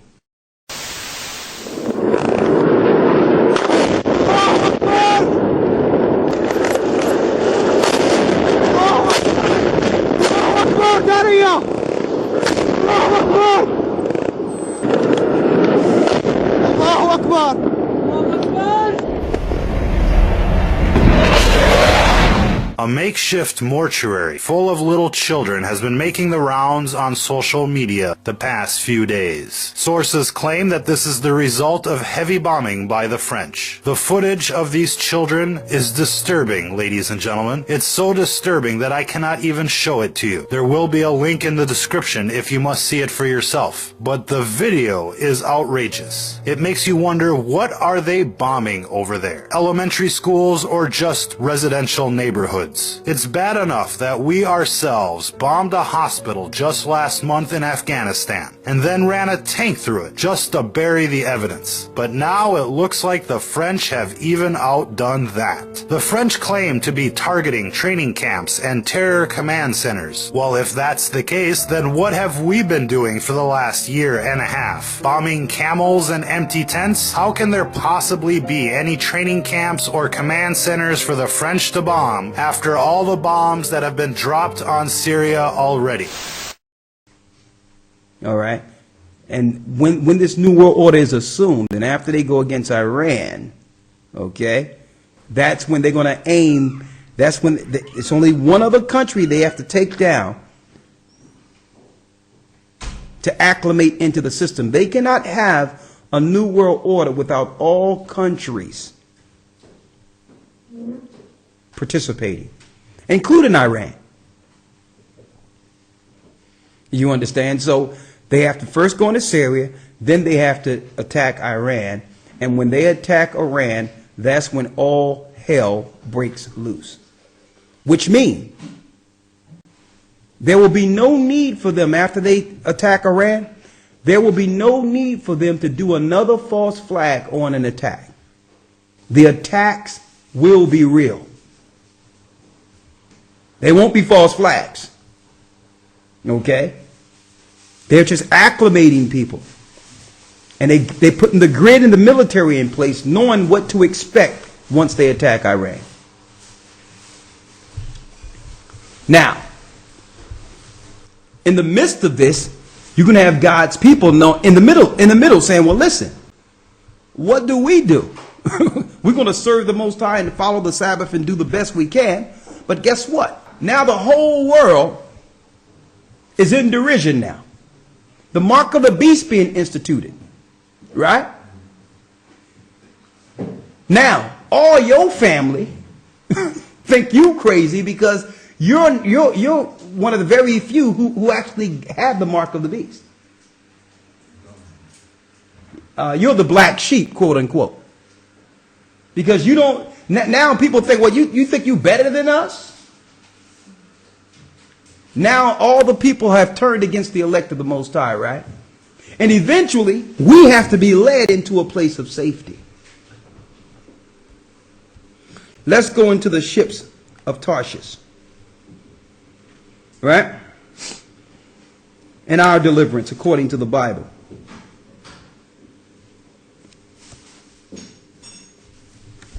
We went to Syria 2 weeks ago, right? Mm-hmm. Yep. Let's go to Isaiah, the 60th chapter. And so we're going to start talking about the ships of Tarshish, the last deliverance of God's people who are scattered throughout the four corners of the earth. Now, in order for me to get Tarshish, let me first go to Genesis 10 so you can identify the area from which the ships will be sent to gather and help and protect the righteous who have rejected the mark of the beast. Now, mind you, there will be a number of people within the Western countries who will die or choose to be martyred opposed to getting the mark of the beast, getting chipped. And let me ask a question real quick. Just an open question. What would be a reason that would pressure a person into saying, you know what, I'll get it. I'll get the chip. Anybody, anyone. Huh? Children. Mm-hmm. There you go. Children. The example I can give you, they make you feel like you have the plague if you decide not to get your child vaccine, even though you know the vaccines are killing and mess up the children. They won't even allow you to have your child leave the hospital unless what? They're vaccinated and all that, right? Now just imagine you have a child, and every child in the hospital now, according to law, must be chipped. And that's where you have your child. Right? You're not leaving there with that child. That child will be chipped. And if you're not, then you're going to leave the child. That's the system we're in. Hungry people, people who need food, people who suffer. So they have set up a system that the majority of our people really have minimal choices. We've been socialized, welfare. No more welfare checks, no more free food, no more free housing. We've been socialized. So the majority of our people will take the mark of the beast. And guess what, brothers and sisters? The majority of people we know will be chipped. And I'm going to tell you right now. Thank you. Once they're chipped, they are no longer who you used to know.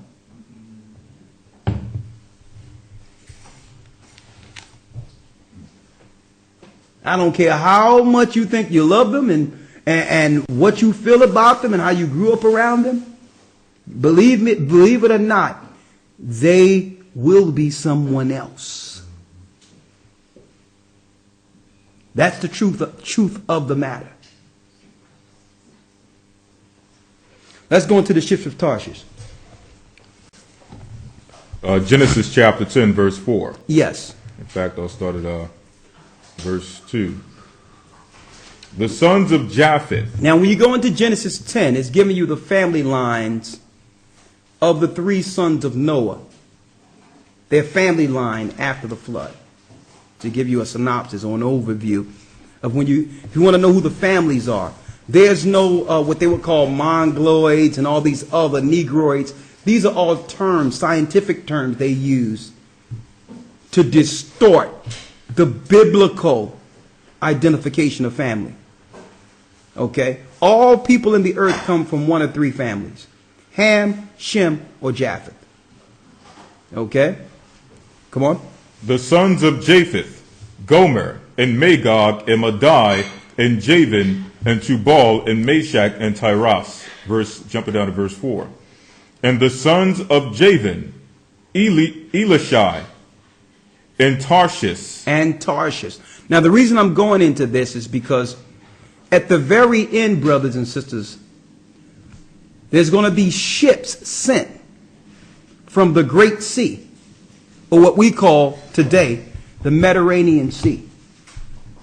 And these ships will be sent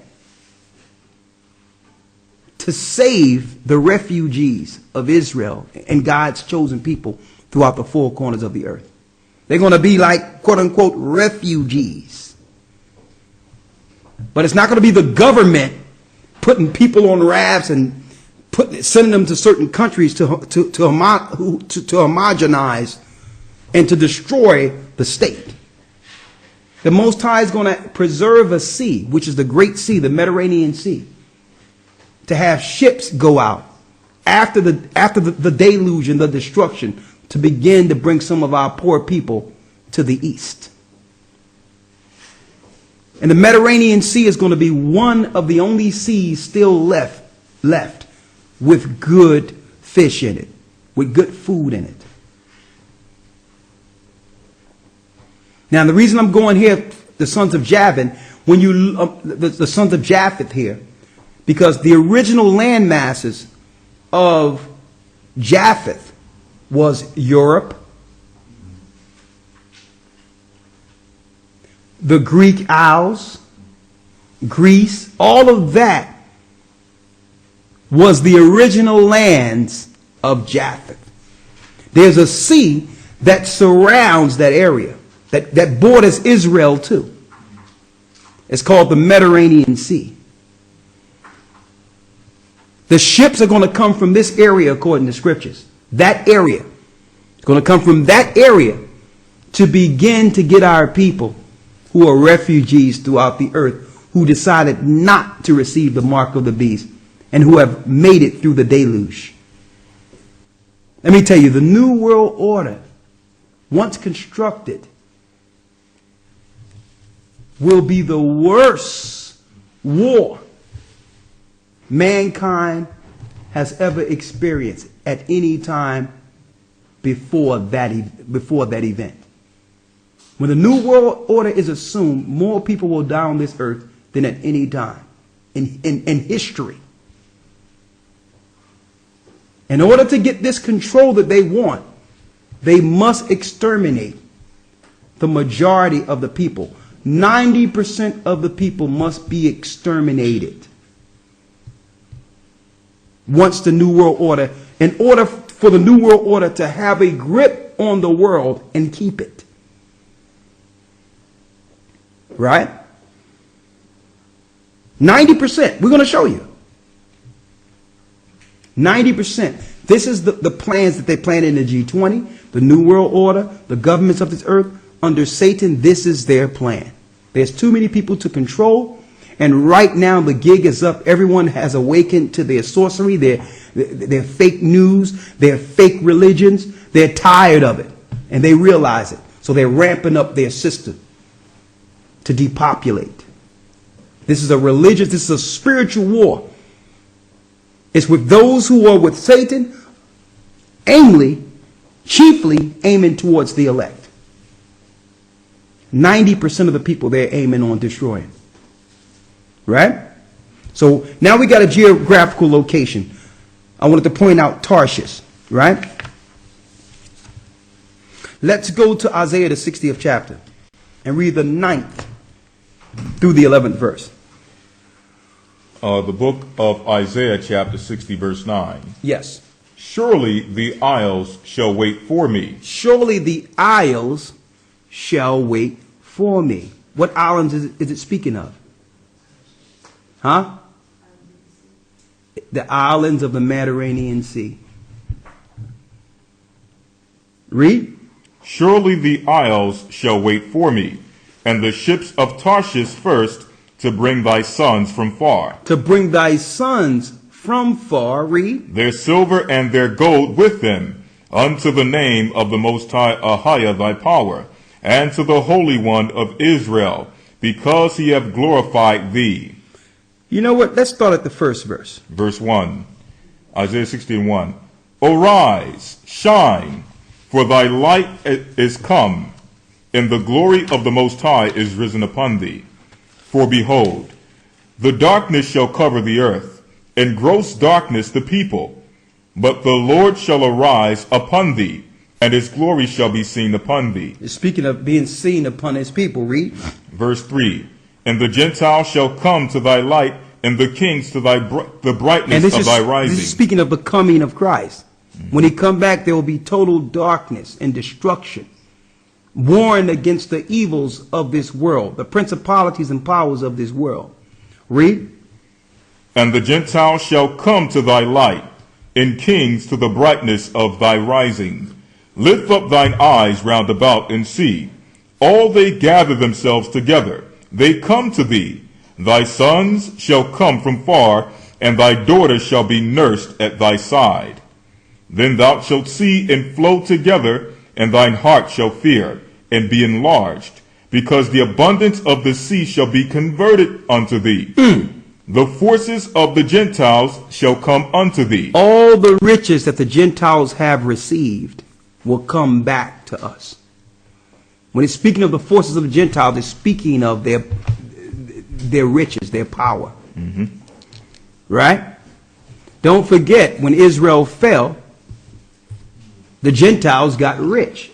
They raided the temples of Solomon and all that. So all the great temples are really the finances of this earth.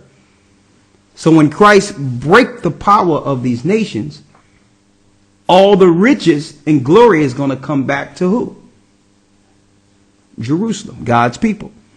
Read. Verse 6. The multitude of camels shall cover thee, the dromedaries of Midian and Ephah. All they from Sheba shall come. They shall bring gold and incense, and they shall show forth the praises of the Lord. All the flocks of Kedar shall be gathered together unto thee. The rams of Nebaioth shall minister unto thee. They shall come up with acceptance on mine altar, and I will glorify the house of my glory. Who are these that fly as a cloud, and as the doves to their windows?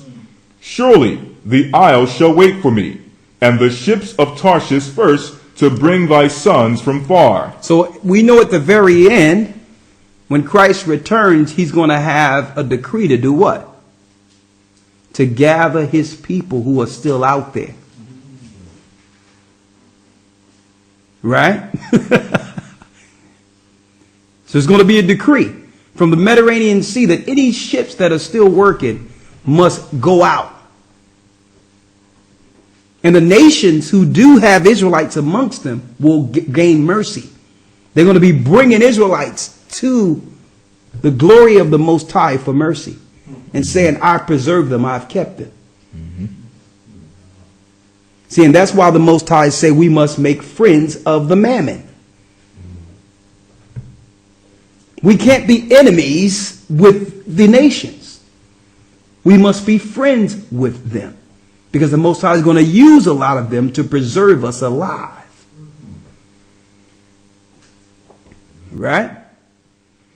Read. Surely the isles, verse 9, surely the isles shall wait for me, and the ships of Tarshish first, to bring thy sons from far. See, and I wanted to point that out because this is the first thing Christ will do upon his return.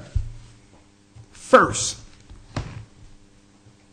When he returns, he's going to say, okay, after he set up dominions and powers for those that have made it out of the wilderness, we're going to go into the wilderness in a moment. Once we went under the rod and that 10% is left, he's going to say, okay, I need you all to take the ships. There's some of my people out there. I need you to go get them. And he's going to show Israel where to go to get the elect that didn't get back to the east, that didn't make it back. Now, at this time that I'm reading here, there is no America at all. At this point, when Christ returned, there is no America. Because according to Scripture, no man or beast will be left after this war with Iran. No man or beast will make it. Why? Because America will not be a place of habitation. The nuclear waste from what will happen there. Now, I'm not talking about the bombs being dropped on it. I'm talking about all the nuclear reactors that strove all throughout the United States. Once something hits it, it's going to be a chain effect where all those nuclear reactors are going to go off and cause an earthquake. And the nuclear fallout is going to be so heinous that people will not be able to breathe or live in the United States. It's going to be radioactive. And that's when you read in Revelations 18 where all the nations sat afar off and seen her burning and started crying, and all the kings of the earth were crying. America must be destroyed so that the EU can gain power.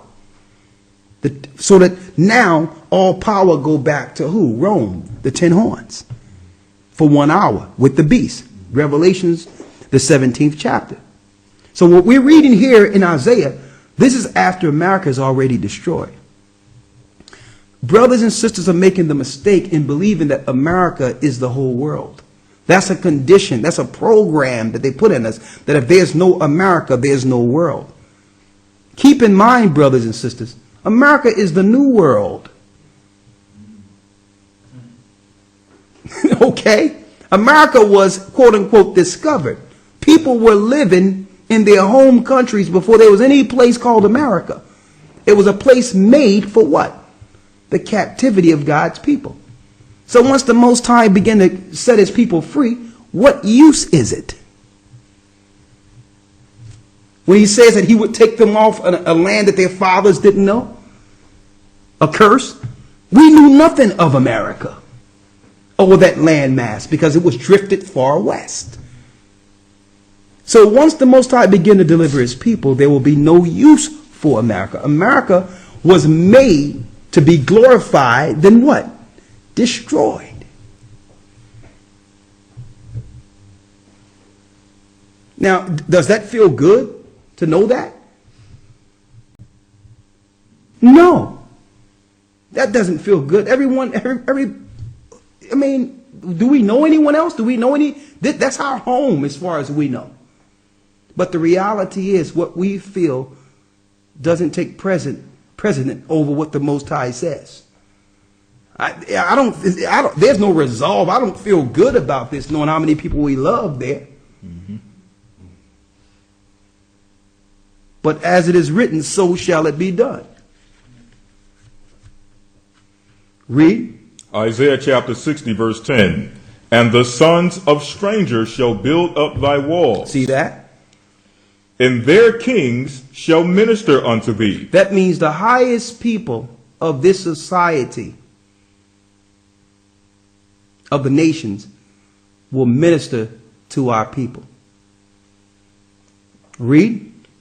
For in my wrath I smote thee, but in my favor have I had mercy on thee. So even though the Most High smote us and put us in captivity,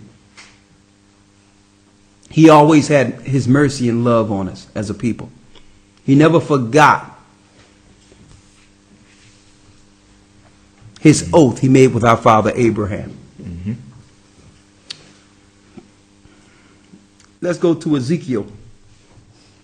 Matter of fact, let's go to 2 Esdras 13 and 39. 2 Esdras 13 and 39. 2nd Esdras chapter 13, verse 39.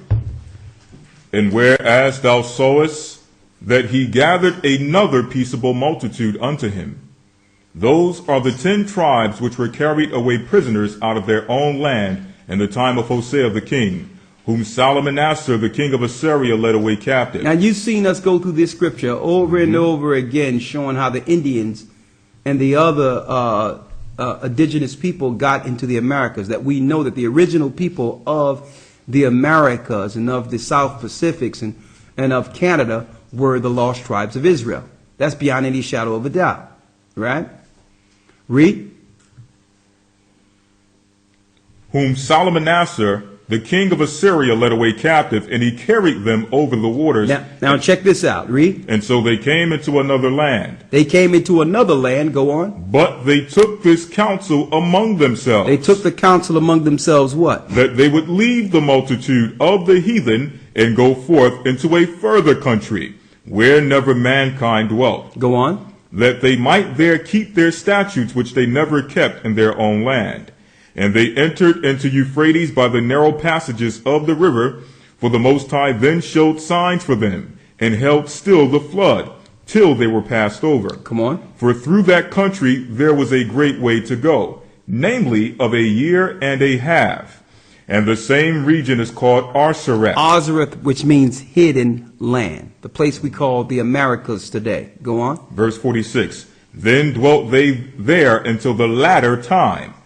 And now when they shall begin to come. When they shall begin to come, showing you the prophecy of Isaiah coming to fruition here. When they begin to come. Read. 47. The highest shall stay the springs of the stream again. He's going to calm the rivers and the waters, the seas. Read. That they may go through. Therefore thou sawest the multitude with peace. So as you can see, how will the other tribes get back to Jerusalem? The same way they got there. The ships of Tarshish is going to come and grab them. I'm talking about those that rejected the mark and all that are still living through the deluge.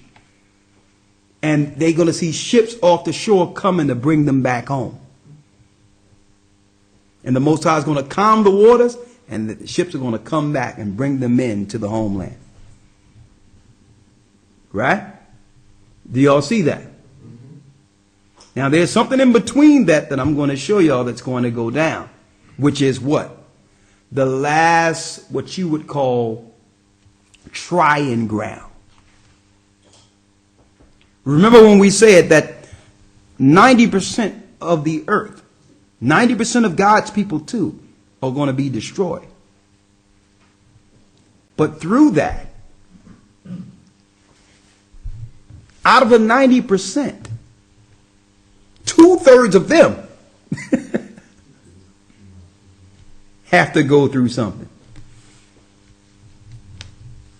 Let's get it real quick. Let's go to 2nd Esdras 9 and 5. There's a few things we got to get, and good to see you, bro. 2nd Esdras chapter 9 verse 5. For like as all that is made in the world hath a beginning and an end. Come on. And the end is manifest. Even so the times also of the highest have plain beginnings and wonders and powerful works, and endings and effects and signs. Verse 7. And everyone that shall be saved and shall be able to escape by his works and by faith. So how are they going to be able to escape? By his works and by faith. Read it again. And everyone that shall be saved and shall be able to escape by his works and by faith, whereby ye have believed, shall be preserved from the said perils, and shall see my salvation in my land and within my borders. See that? So now the Most High has given us a key indicator on who he will choose to populate and rule the kingdom. Crystal clear. Right? Read it again.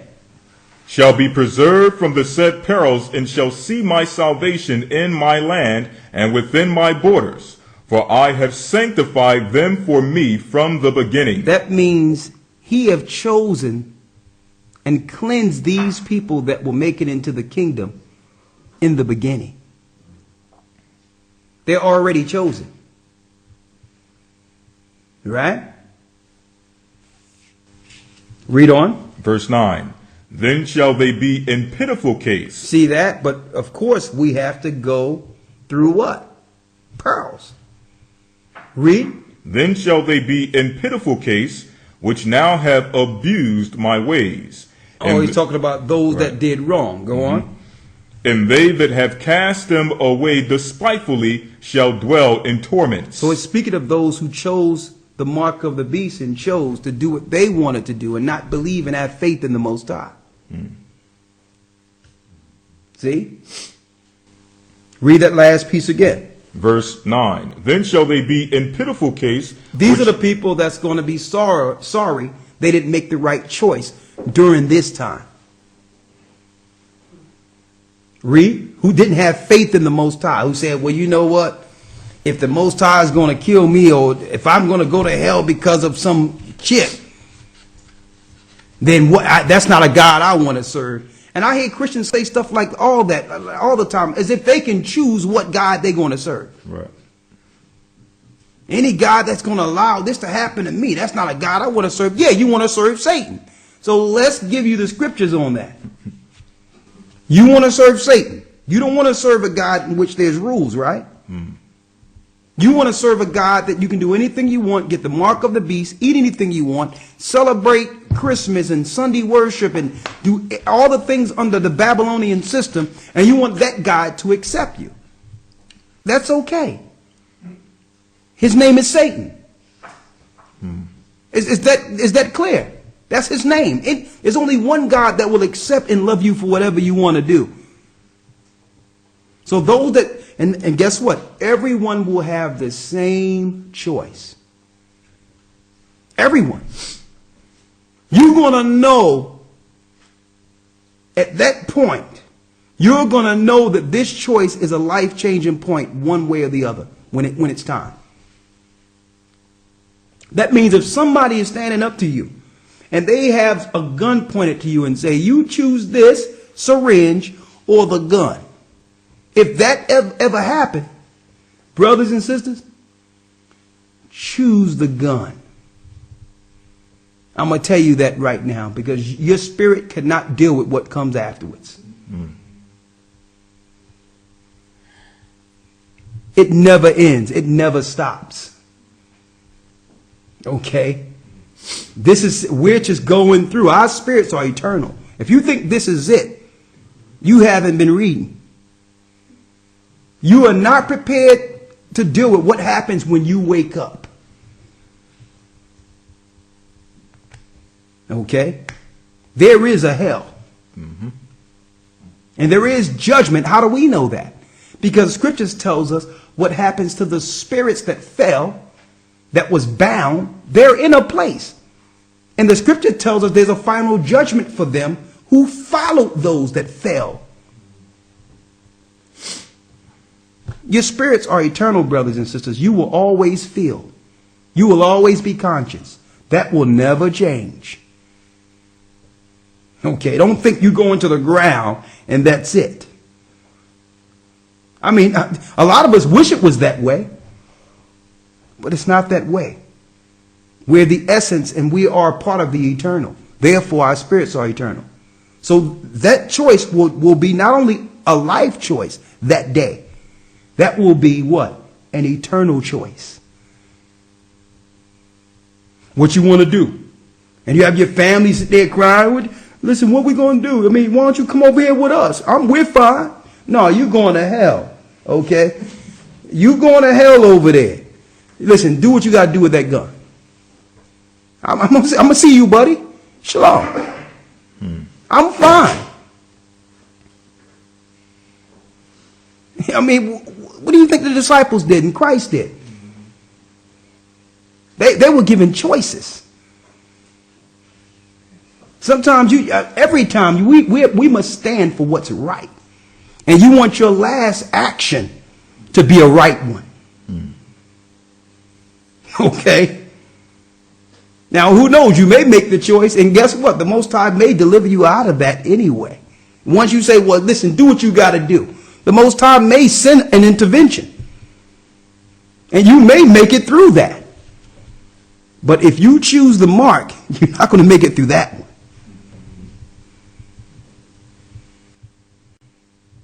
Read it. Verse 9. Then shall they be in pitiful case, Come on, which now have abused my ways, and that they have cast them away despitefully shall dwell in torments, for such as in their life have received benefits. That means they received benefits. They had everything going for them. Read. And what verse you at? Verse 10. And have not known me, and they that have loathed my law while they had yet liberty. Hold up. Those that hated the Most High's law while they had liberty. These are people who look down on the Bible. These are people who hate rules, spiritual rules. See? They hate God. They hate the Most High. They hate Christ. Read. And when as yet place of repentance was open unto them. So even though they hated the Most High still gave them a place of repentance. I don't care what atheists and others say. They know the Most High is real. Mm-hmm. They just choose to not believe it so that they can sin. They just choose to ignore it and think by ignoring it, they escape the punishment that comes with believing on that God. But no, there's no escape.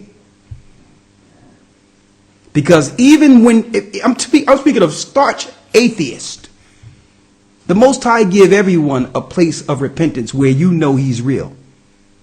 And then you can make a choice whether or not to stay in your ignorance or to serve the living God. It doesn't matter whether or not you're an atheist or a Satanist or whatever. No matter what you are, the Most High always give you an opportunity, a door out. Right? Read. When as yet place of repentance was open unto them. And when the Most High opened the door for you. Understood not but despised it.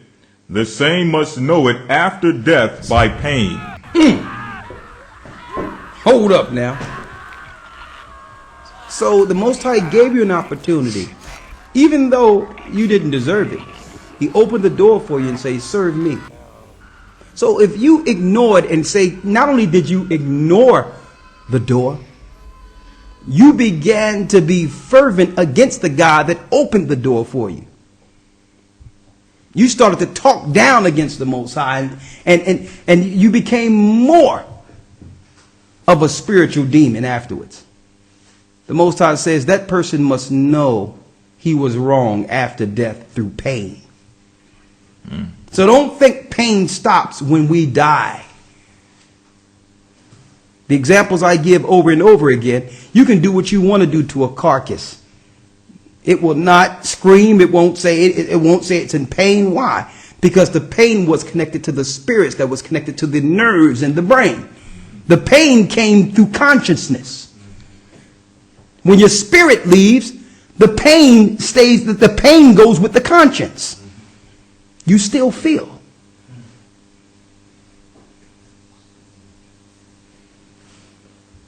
Right? Read. Verse 13. And therefore be thou not curious how the ungodly shall be punished. It says, and when. Be not curious of how the ungodly shall be punished and when. But inquire how the righteous shall be saved. But we should be inquiring how the righteous shall be saved. See?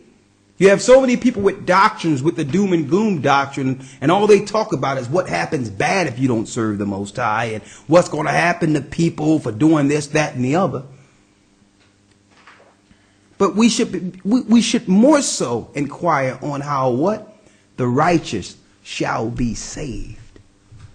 Right? Few more. Right? Let's go to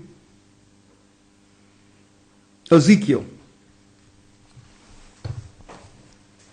38 and 10. Ezekiel chapter 38 verse 10. Thus saith the Most High, Ahiah, it shall also come to pass that at that same time shall things come into thy mind, and thou shalt think an evil thought. And thou shalt say, I will go up to the land. No, we're going to save that one. I want to deal directly with the gathering of our people real quick. Let's go to Matthew 24.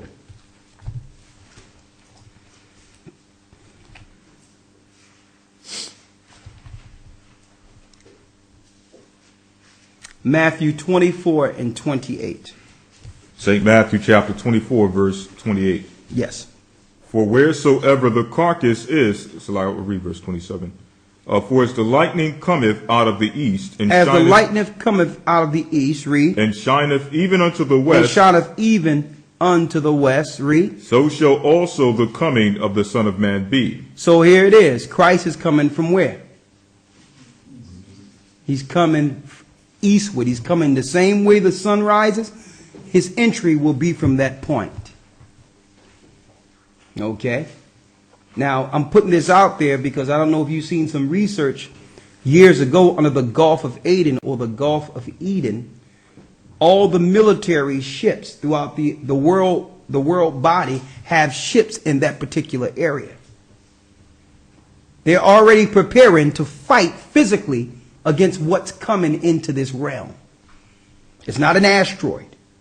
It's not a space invader. It's not Planet X. They're preparing for the coming of Christ. They know exactly how he's coming into the earth. It's in record.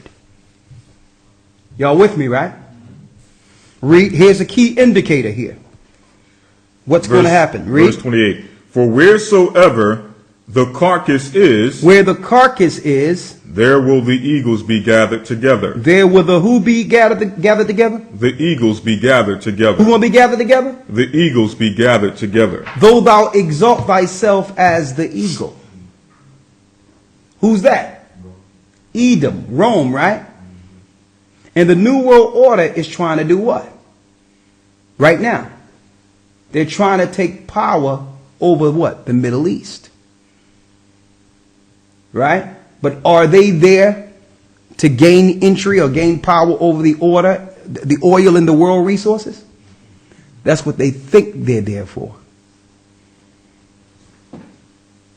They're really in the Middle East for the coming of Christ, so that he can crush their armies. All the armies are going into the Middle East to be destroyed. Therefore, no army, no what? No world power. That's how Christ is going to break their military power upon his return. So all the New World Order governments are in Africa, Middle East and all that. They're sending all their men over there. That's going to be their own demise. Where the eagle is, what's going to be there also? For wheresoever the carcass is, there will the eagles be gathered together. Y'all see that? Now we're going to go into those carcasses in 1 second. Let's go to Isaiah 66 and 15. Isaiah chapter 66 verse 15. Come on. For behold, the Lord will come with fire, and with his chariots like a whirlwind. So when Yeshua break the atmosphere, he's coming with what? His chariots like a whirlwind. Okay, we're not talking about Roswell, they little stinking technology they think they got because they can disappear and all that mess. Listen, Christ's vehicles and the angel vehicles don't crash. Okay, and I'm going to tell you, the majority of the ships that these orbs people are seeing, they're actual American and German and Russian technology. They've been doing those ships for a long time. But Christ is, when his wheels come into the system and come into this whole realm, the whole world going to understand it. It's not going to be no little disappearing act, something trying to hide behind a cloud or something. That's a hot demonic mess, what I'm seeing there. That's low technology. They had these, when you look on the pyramids and all the other ancient artifacts, they claim the gods always came down in them. These orbs, these traveling orbs, they're just vehicles. They're technological vehicles that the demonic forces, that the fallen angels' children and the fallen angels operate in. It's not what Christ's coming back with. Okay, read.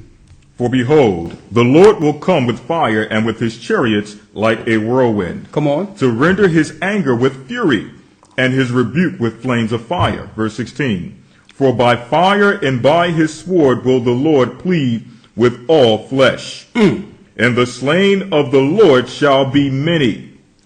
Verse 17. The Most High is coming back. The Most High is sending Christ back with total destruction. Okay, Christ is not asking no questions. He already came. He came in a peaceful manner, like a lamb to the slaughter on purpose. That was his function the first time. He's going to be a cold takedown lion upon his return. That means he's the most, according to this world, he's the most hideous scenario coming from the heavens. How we look at the devil and Satan, that's how they view Christ. Because he's not coming for their turn. Now you see why they speak against him and try to minimize who he is and try to minimize the Bible and make jokes on him and all that. That's why they do that, because they understand in prophecy he's their tormentor. And not only that, before he destroys the armies, he's going to bound that little snake that's leading them. That little worm they call Satan. He's a worm with a capital M.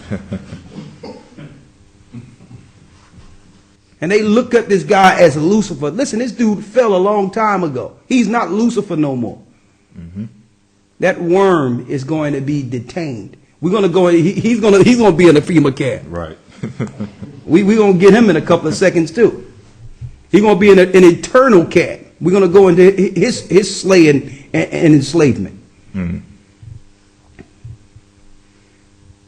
Read. Verse 17. They that sanctify themselves and purify themselves in the gardens. Listen to this. Behind one tree in the midst, eating swine's flesh. But in the midst of the wilderness, after all this destruction go down, we're going to be in the wilderness, brothers and sisters. We're going to show you in the wilderness. We're going to have our people in the wilderness cooking pork. Let's go. Hold that. Let's go to Ezekiel 20 real quick. And 33.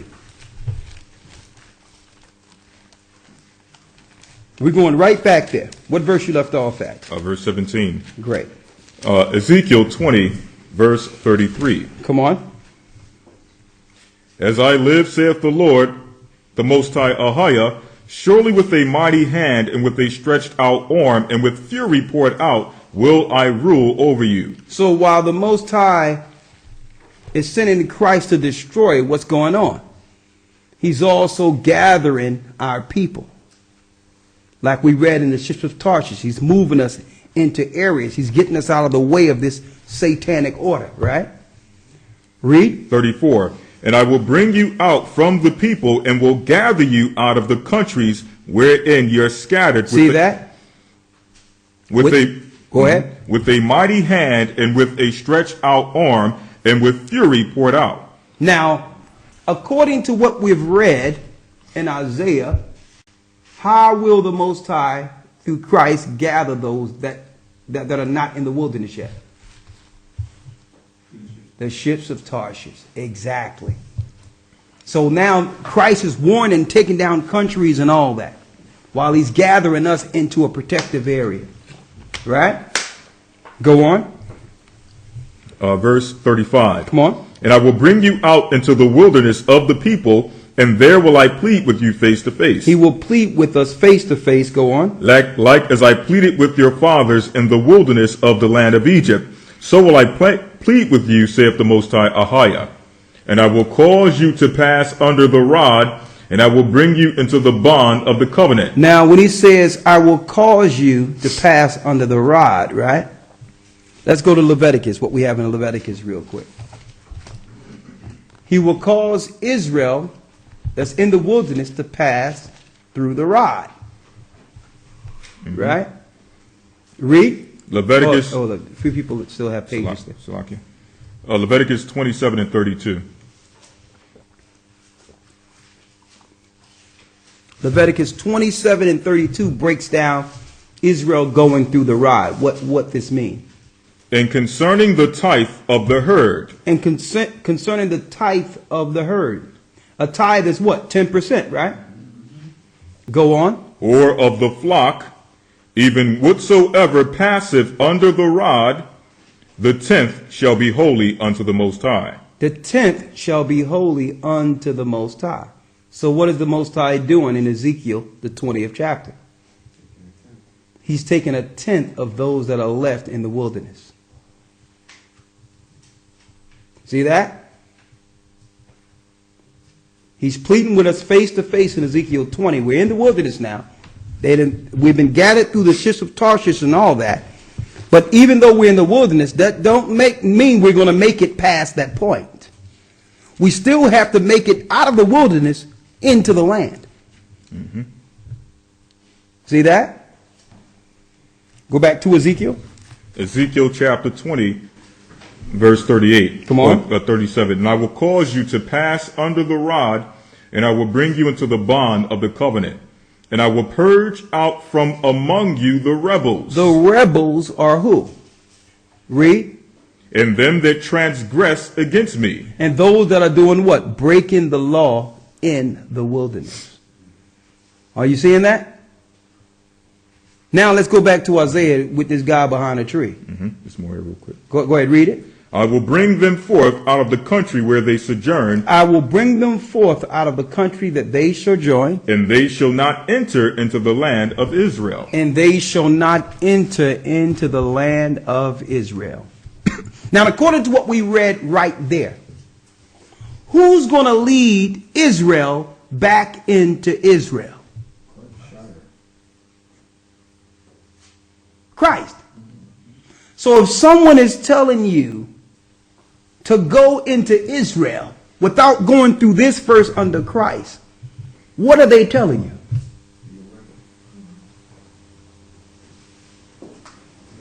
According to the scriptures, these are the stages Israel must take under Christ before getting the land. Right now, that land is being ravished and overran by who? The Gentiles, the Romans. It has been taken.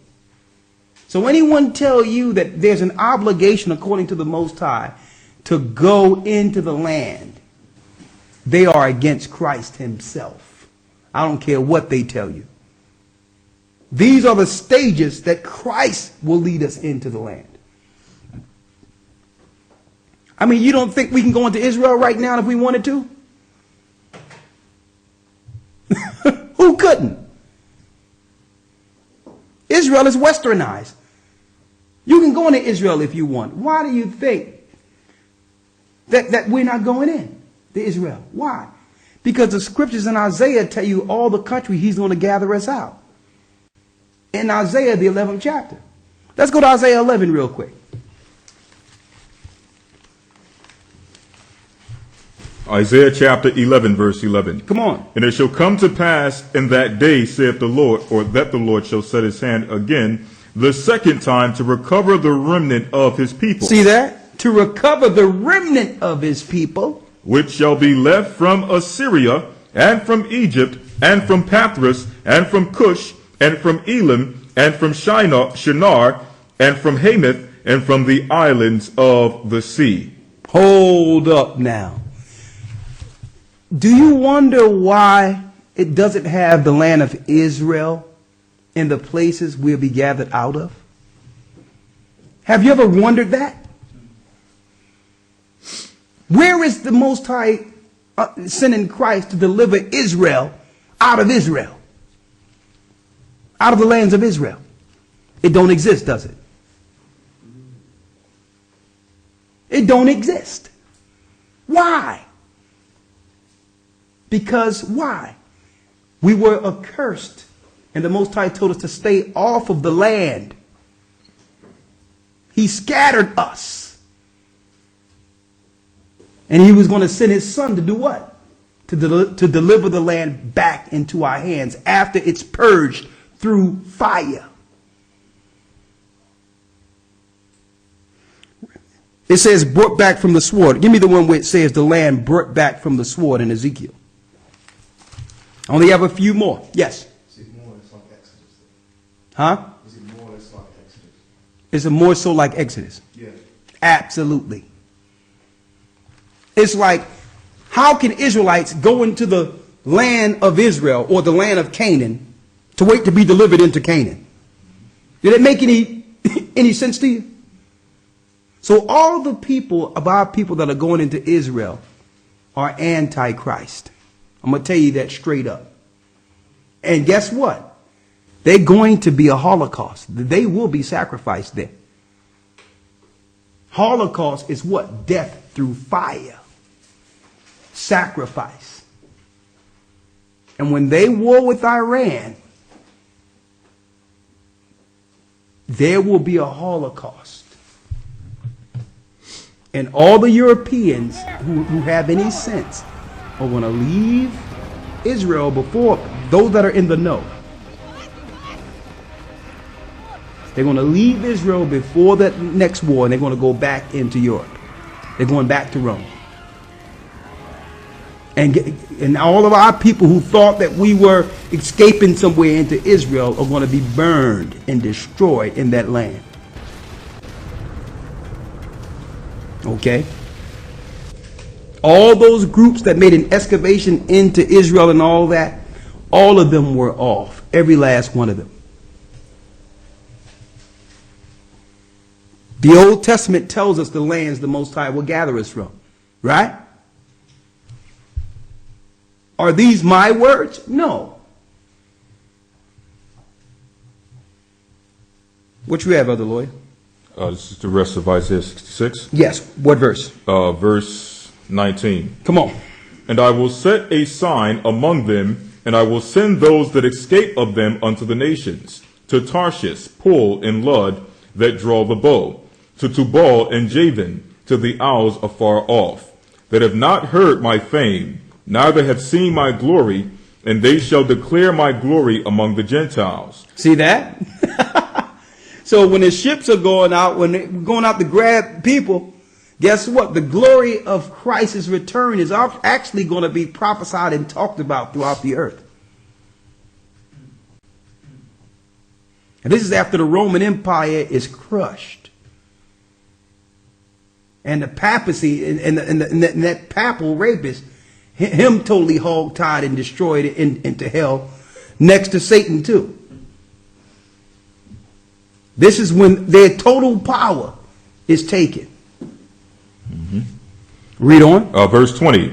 And they shall bring all your brethren for an offering unto the Most High out of all nations upon horses and in chariots and in litters and upon mules and upon swift beasts to my holy mountain Jerusalem, saith the Lord, as the children of Israel bring an offering in a clean vessel unto the house of the Lord. So all the Gentiles are going to be like, yo, I got an Israelite over here. Look, I took right care of him. I looked out for him. Hey, listen, I ain't charge you nothing, did I? Right. I need a kingdom hookup. All the nations are going to be glad to be associated with us in that day. Okay? There will be no media to criminalize us and make us seem like second-class citizens and make us feel that we're less than people. The whole media apparatus and Satan's program will be utterly wasted and destroyed. And people are going to appreciate the Most High's people. And guess what? When they come with they're going to be looking for Israelites to bring. Mm-hmm. Hey, look at, hey, bro, hey, are you black? Come here, hey, man. Hey, right. I was the plague 4 years ago. Right. Oh no, brother, you like pure gold. You looking golden right now. Mm. Let me come over here and take you up to the kingdom. Like, yo, brother, back up, man. No, man, I'm with you. Mm-hmm. me read this real quick. It's going to be a changing of the guard.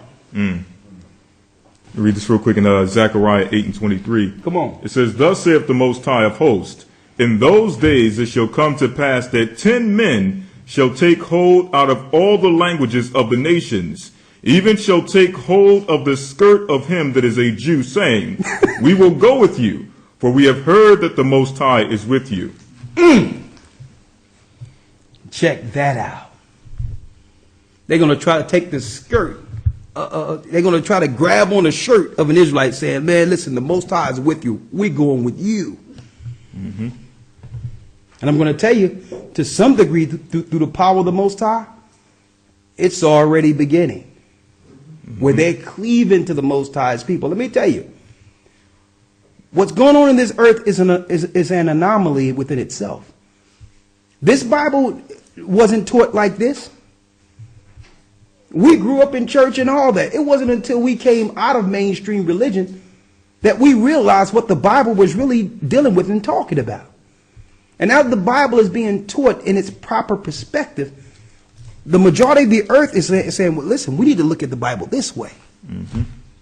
And they're starting to cleave into God's people and say, listen, we want to be down with that.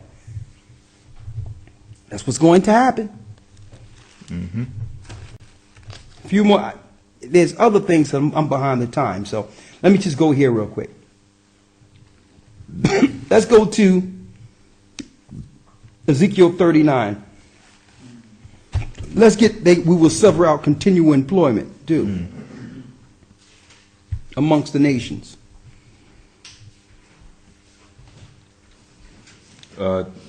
Ezekiel chapter 39, I'll start at verse 8. Yes. "Behold, it is come, and it is done, saith the Most High. It is come, it is done. This is the day whereof I have spoken." Speaking of the day of our Lord and Savior. "And they that dwell in the cities of Israel shall go forth and set on and burn the weapons, both the shields and the bucklers, the bows and the arrows, and the handstaves and the spears, and they shall burn them with fire 7 years." So what's going to happen here for a Jubilee? Once we're taken into the land, Christ will give a command for all the leaders over Israel to go out throughout the whole earth, a decree to take all the weapons of the Gentiles and destroy their weaponry. A 7-year cleansing. See that? In order to have a real one world order, you can't have no opposition, right? No weapons, no nothing. So the first 7 years will be a total jubilee, a 7 year of warfare and taking all the weaponry of the nations. Now China won't be a superpower. There will be no other superpowers in this earth at all. Period. All the Satanists are going to get killed and destroyed. Utterly destroyed. No, and guess what? The whole government, the law will come from what? From Israel. That means the whole earth is following the one God, Ahaya, Ashar, Ahaya. And the whole earth and all nations are following the commandments of the Most High. No pedophiles, no homosexuals, no thieves, no liars, no covetous, no idolaters. A total righteous world. Who don't want that? A 7-year takedown. All the weaponry. Right? Read. Mm-hmm. That's deep, because they think they're taking everyone else's weapons through anti-gun laws. Exactly. But when this thing is established, their guns are going to get taken away. Yeah, this is the real confiscation. Exactly. You know, and it ain't going to take Sandy Hook to bring it either. Right. You know what I mean? It ain't going to take this guy. I love to bring him out, Gene Rosen. Like to just show the people him real quick.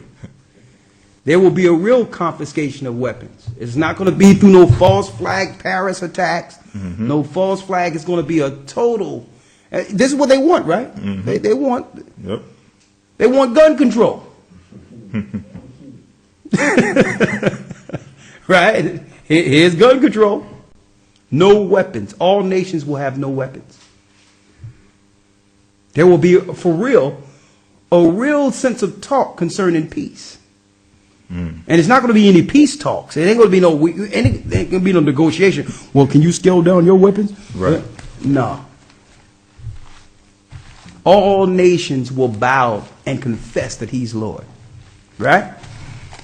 A 7-year takedown. And guess who will be those in position to take down the nations? The children of God. The same poor people you have looked down upon and said was nothing. The Most High says Israel is his battle axe and weapons of war. See, and that's when vengeance is the Most High, and then Christ gives the decree, that's when it becomes physical. And not until then. It's totally spiritual until Christ returns. Right? Now, there's more here if you want. Go ahead. Yeah, keep on going. Verse 10. So that they shall, Ezekiel 39:10, so that they shall take no wood out of the field, neither cut down any out of the forest. For they shall burn the weapons with fire, and they shall spoil those that spoil them. The Bible says we will spoil those who spoiled us. This is Christ doing this. Read. And rob those that rob them, saith the Most High. And rob those that robbed them. That's total righteousness. A lot of people didn't even know this was in the Bible. Christ is sending his people out, his army out, to rob those that robbed his people. Okay, I'll take that back. I'll take that back. Yeah. No. You get nothing. We get everything, and then we distribute.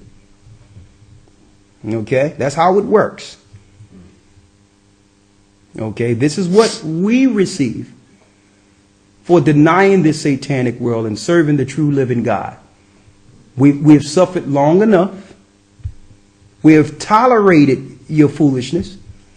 And this is it. This is an eternity. This is a 1,000 years of bliss before another judgment. Read. Verse 11. And it shall come to pass in that day that I will give unto Gog a place there of graves in Israel, the valley of passengers on the east of the sea, and it shall stop the noses of the passengers. And there shall they bury Gog and all his multitude, and they shall call it the valley of Hamon-Gog.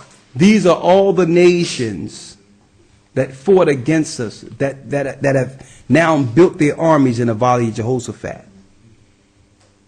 This is where the carcasses will be, what I'm reading right here. So many dead of the armies of the new world that it will stop the noses of those who are left. The Bible. So they think they're going there to lay a pipeline or to secure some oil and all. Nah. You're going there so that now the army that you've sent out to control the world gets stomped out. So now there's no opposition, and Israel throughout the four corners of the earth is finally free. No military, no captivity. See? Read. Verse 12. In 7 months shall the house of Israel be burying of them. It's going to be so many dead in the Middle East that it's going to take 7 months to bury them. A 7-month burial. See how the Most High do everything is in 7? 7-year takedown, then 7-month burial. Read. That they may cleanse the land. 13. Yea, all the people of the land shall bury them, and it shall be to them a renowned day, that I shall be glorified, saith the Lord. And they shall sever out men of continual employment. So out of the nations, because we're not going to be burying them, we're going to have the nations burying their own people. It tells us this. We're going to sever out from amongst the nations for continual employment. Read. Passing through the land to bury with passengers those that remain upon the face of the earth, to cleanse it. After the end of 7 months shall they search. And the passengers that pass through the land, when any seeth a man's bone, then shall he set up a sign by it, till the buriers have buried it in the valley of Hamongog. And also the name of the city shall be Hamona. Thus shall they cleanse the land. Okay. So in chronological order, what happens is circumstances is going to make Israel begin to run into the wilderness areas, right? When Christ returns, he's going to war against the armies, and the nations that are left that are not in the wilderness areas of our people, the ships of Tarshish is going to go out throughout the four corners and bring them with the rest.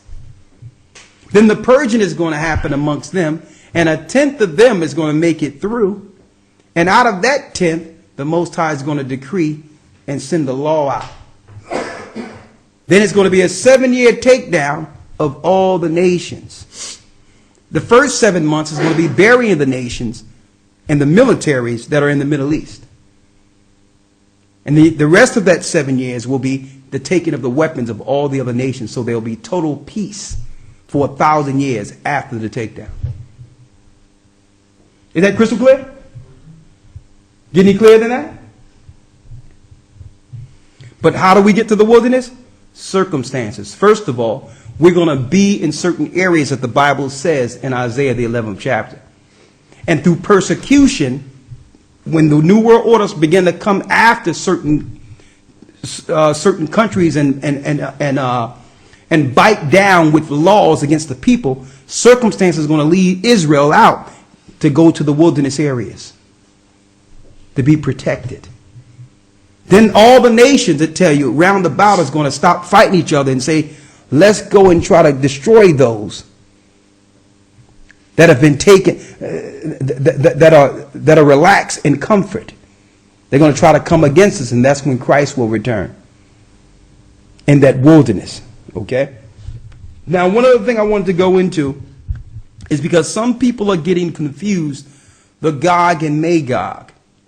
They're looking at the Gog and Magog in Ezekiel and relating that Gog and Magog to the Gog and Magog in Revelations. Mm-hmm. That is an error. And I'm going to prove that right now before we end. The Gog and Magog in Revelations is speaking of what happens after the millennial reign of Christ. The Ezekiel scenario is about to happen now. The Gog and Magog in Ezekiel is different than the Gog and Magog in Revelations. How do we know that? Elder Lawyer, I need you to get my Strong's Concordance real quick. Get Gog and Magog, get the one in the Old Testament in Ezekiel, and I need you to get the one in Revelations. And I'm saying this because when you use your precept Bibles, brothers and sisters, your precepts will precept Ezekiel 38 and 39 with Revelations. And it will precept it. Why? Because precepted is not correct all the time. Sometimes precepts connect through similarities of words. If it's the same word, it will be precept connected in the Bible. Okay? Get Gog, then Magog.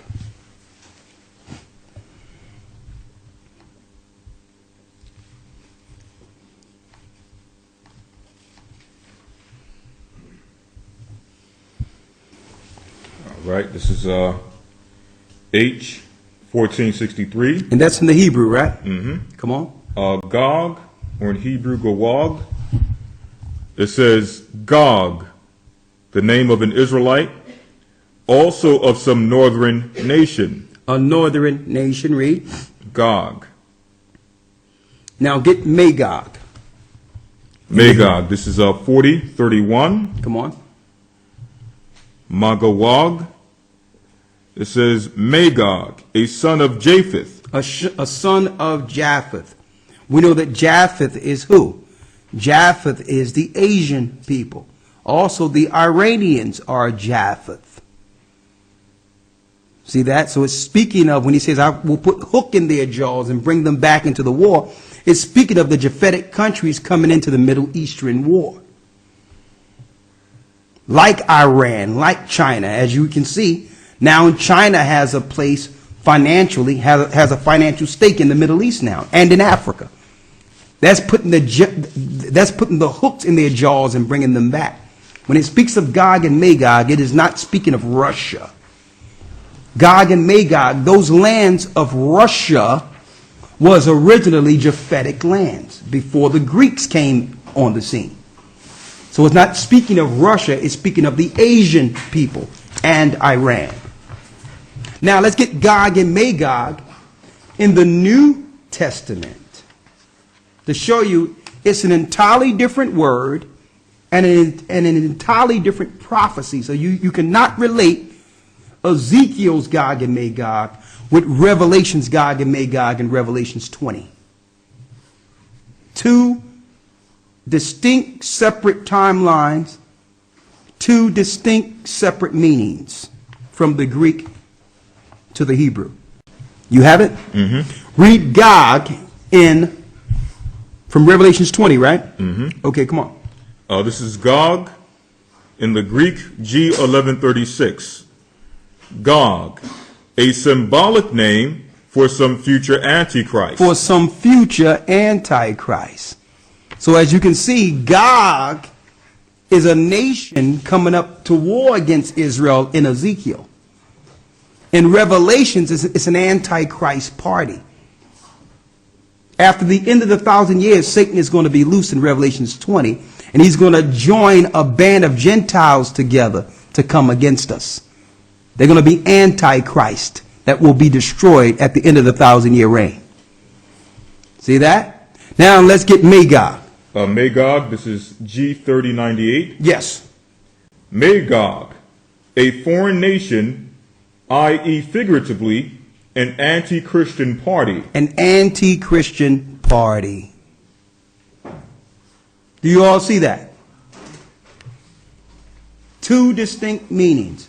So those people make a mistake when they try to relate the prophecies of after the 1,000 years in Revelations with the stories of Ezekiel. Ezekiel is speaking of the nations coming against us while we're in the wilderness. Well, guess what? After the 1,000 years, when Satan is loose, he's going to try it again by stirring up the nations and trying to get them to convert into his religion and to try to get them to fight against us. And it will rain fire, and they will be utterly destroyed, those that join that party. Two distinct stories, two distinct scenarios and situations. Y'all got that? Y'all see that? I wanted to put that out there. All right.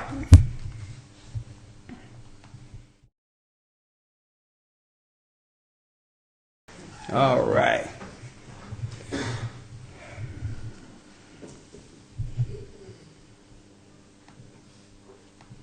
And of course, we're going to pick up a lot of this. Who knows what's going to happen between now and our class 9 in the morning? I mean, I tell you, I'll be looking forward to seeing what Shapad is going to go into. I have no idea no one finds news like this guy, but who knows? They might have another false flag between 9 and 8 in the morning, so we'll see.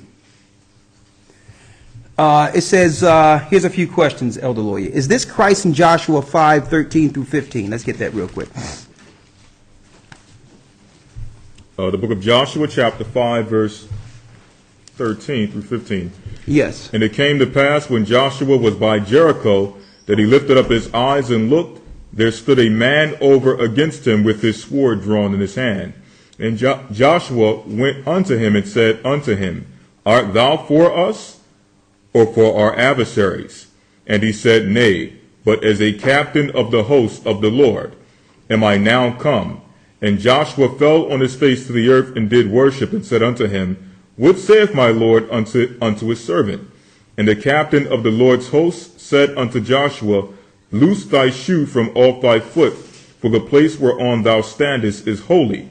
And Joshua did so. When it says a captain of the captain, it's speaking of a top angel right there. That's a top angel of the Most High. That's not Christ himself. That's a top angel in the rankings of the angelic forces. Let's get Exodus 23 and 20.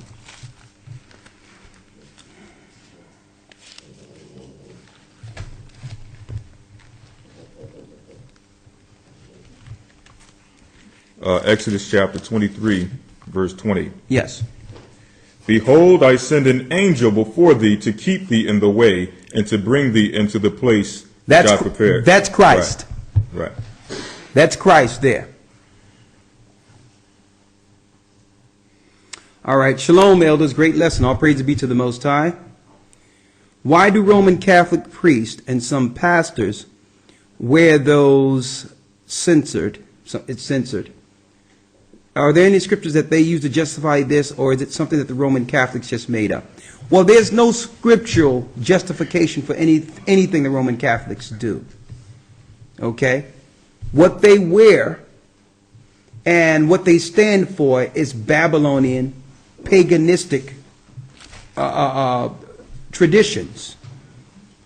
The hat they wear, the open fish head, is like it's like the worship of a Dagon god. So everything they do is satanic and Babylonian ritualistic. It has nothing to do with the scriptures at all. The only time you can relate them to scriptures when it talks about the whore of Babylon, arrayed in gold and purple. That's what they wear, scarlet and purple.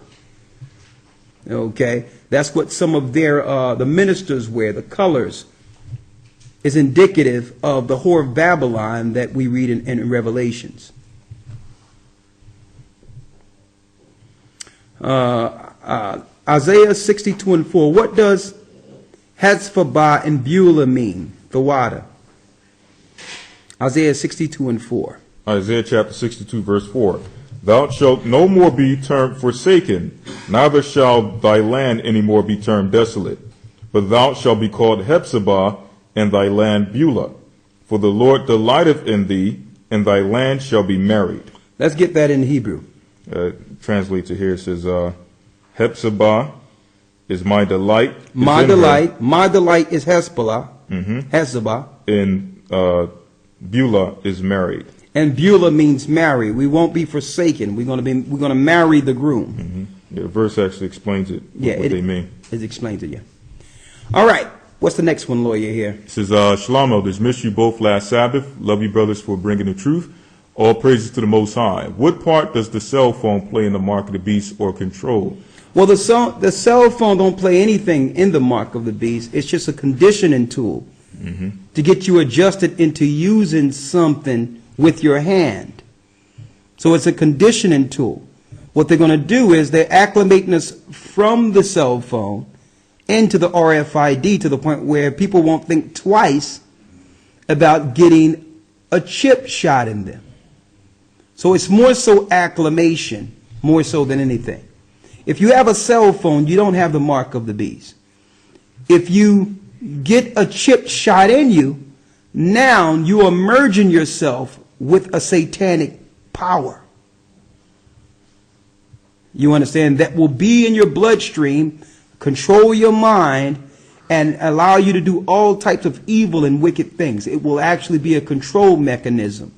And that's why it tells us in Revelations, the 14th chapter, that whoever take this this mark, you will be utterly destroyed.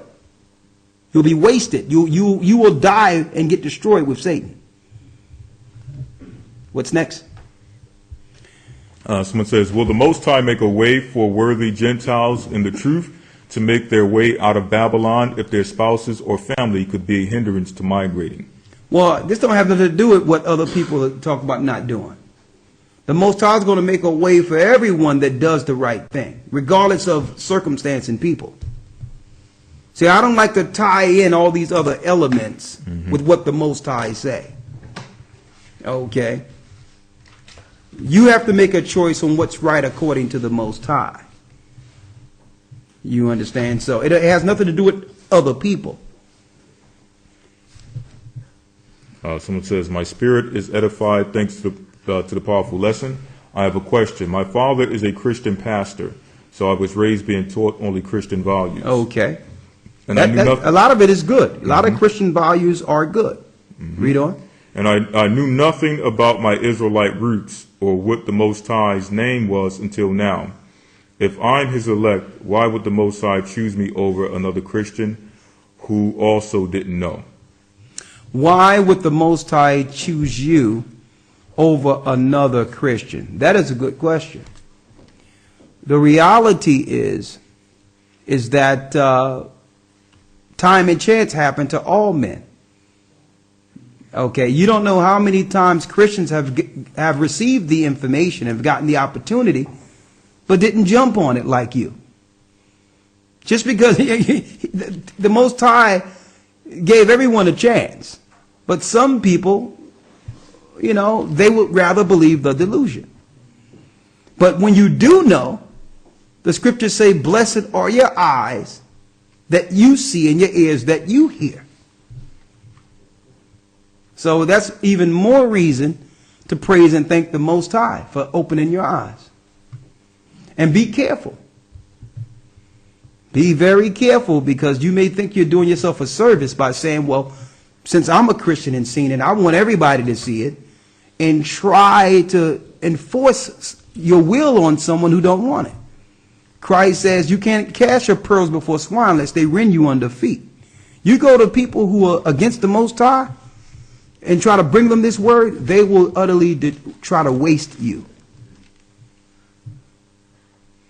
So be wise in this, and just thank the Most High for the opportunity to be in his word and have the light, and be patient with it. Not to say that he won't wake up other Christians. Of course, the majority of us who know the truth now learn primarily from a Christian background. Started in the Christian church. So there's some hope, because at least they believe in Christ. There's some hope there. What you have, Elder Lawyer? This is St. John 6:44. Yes. No man can come to me except the Father which hath sent me draw him, and I will raise him up at the last day. So, exactly. The Father drew you to the truth. He saw fit to draw you. He gave other people opportunity. But, and I used to say this on the street when I was on the street. I used to look at how many people actually listen. And I'm talking about religiously, would come often. And I looked at the amount of people that actually came in to do the work of the Most High, and came in to actually serve the Most High. And that number of those that came in paled in comparison to the hundreds and hundreds and hundreds of people I would see crowded out there. So, what's next here? Someone says, Shalom family, please explain Constajan. What's that? 2:16. Now let's go here. What's this here? We got those. Okay then. Yeah. Please explain Constajan 2:16. What is Constajan? You heard of that? I assume they're saying Colossians or something like that. Maybe Colossians.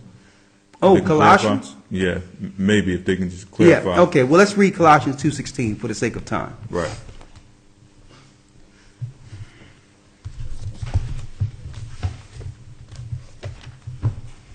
Let's see here.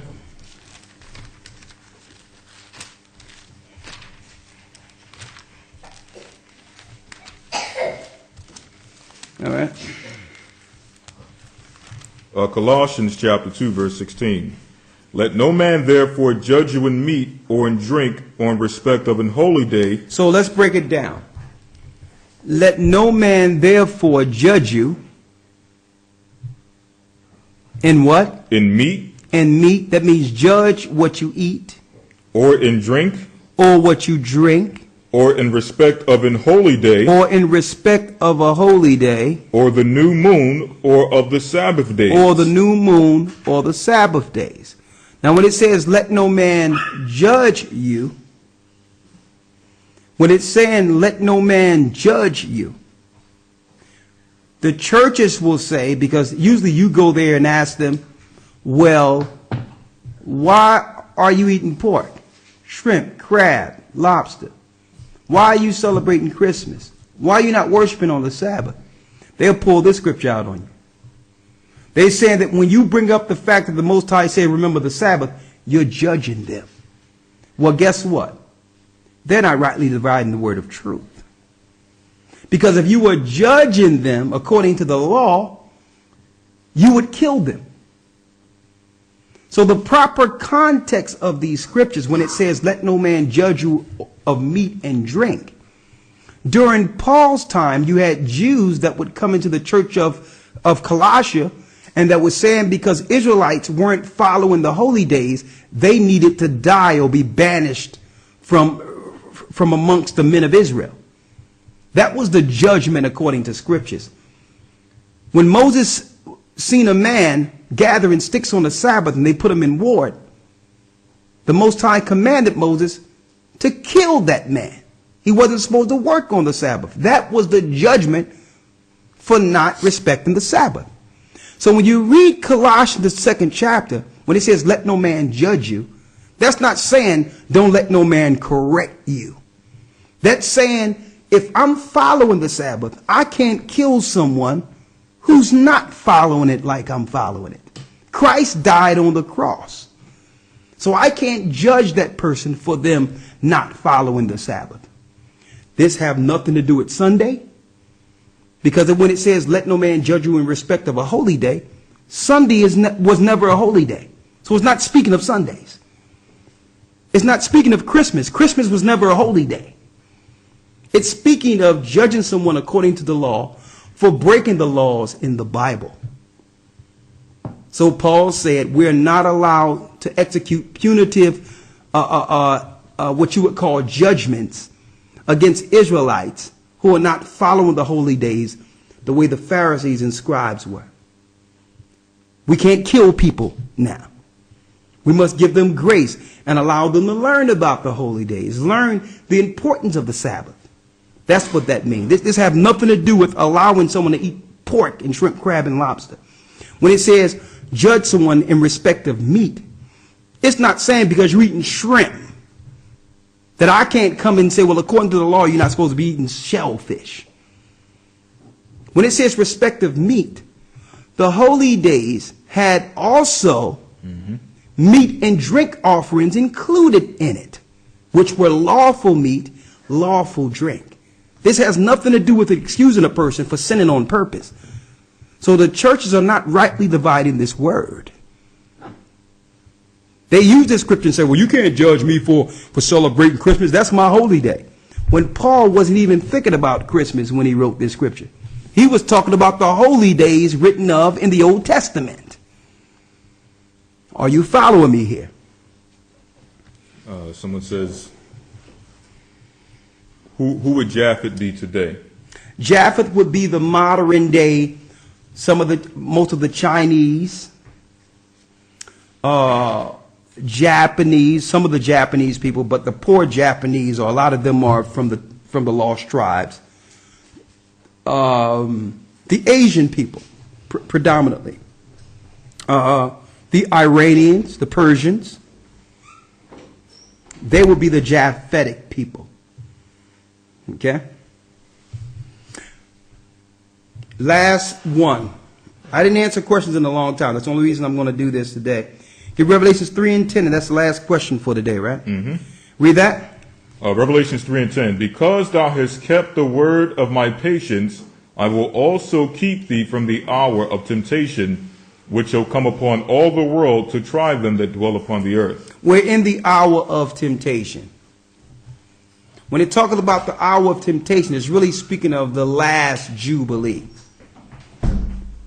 Speaking of the last Jubilee of time. That the Most High, where temptation will be at its height. The opportunity to sin will be readily available. So we're at a point where everyone is being tempted with their weakness. But if we do what's right, the Most High will put us in a scenario, in the right mental framework to abstain from that temptation. All right? With that, we're going to pray out and wish you all Godspeed.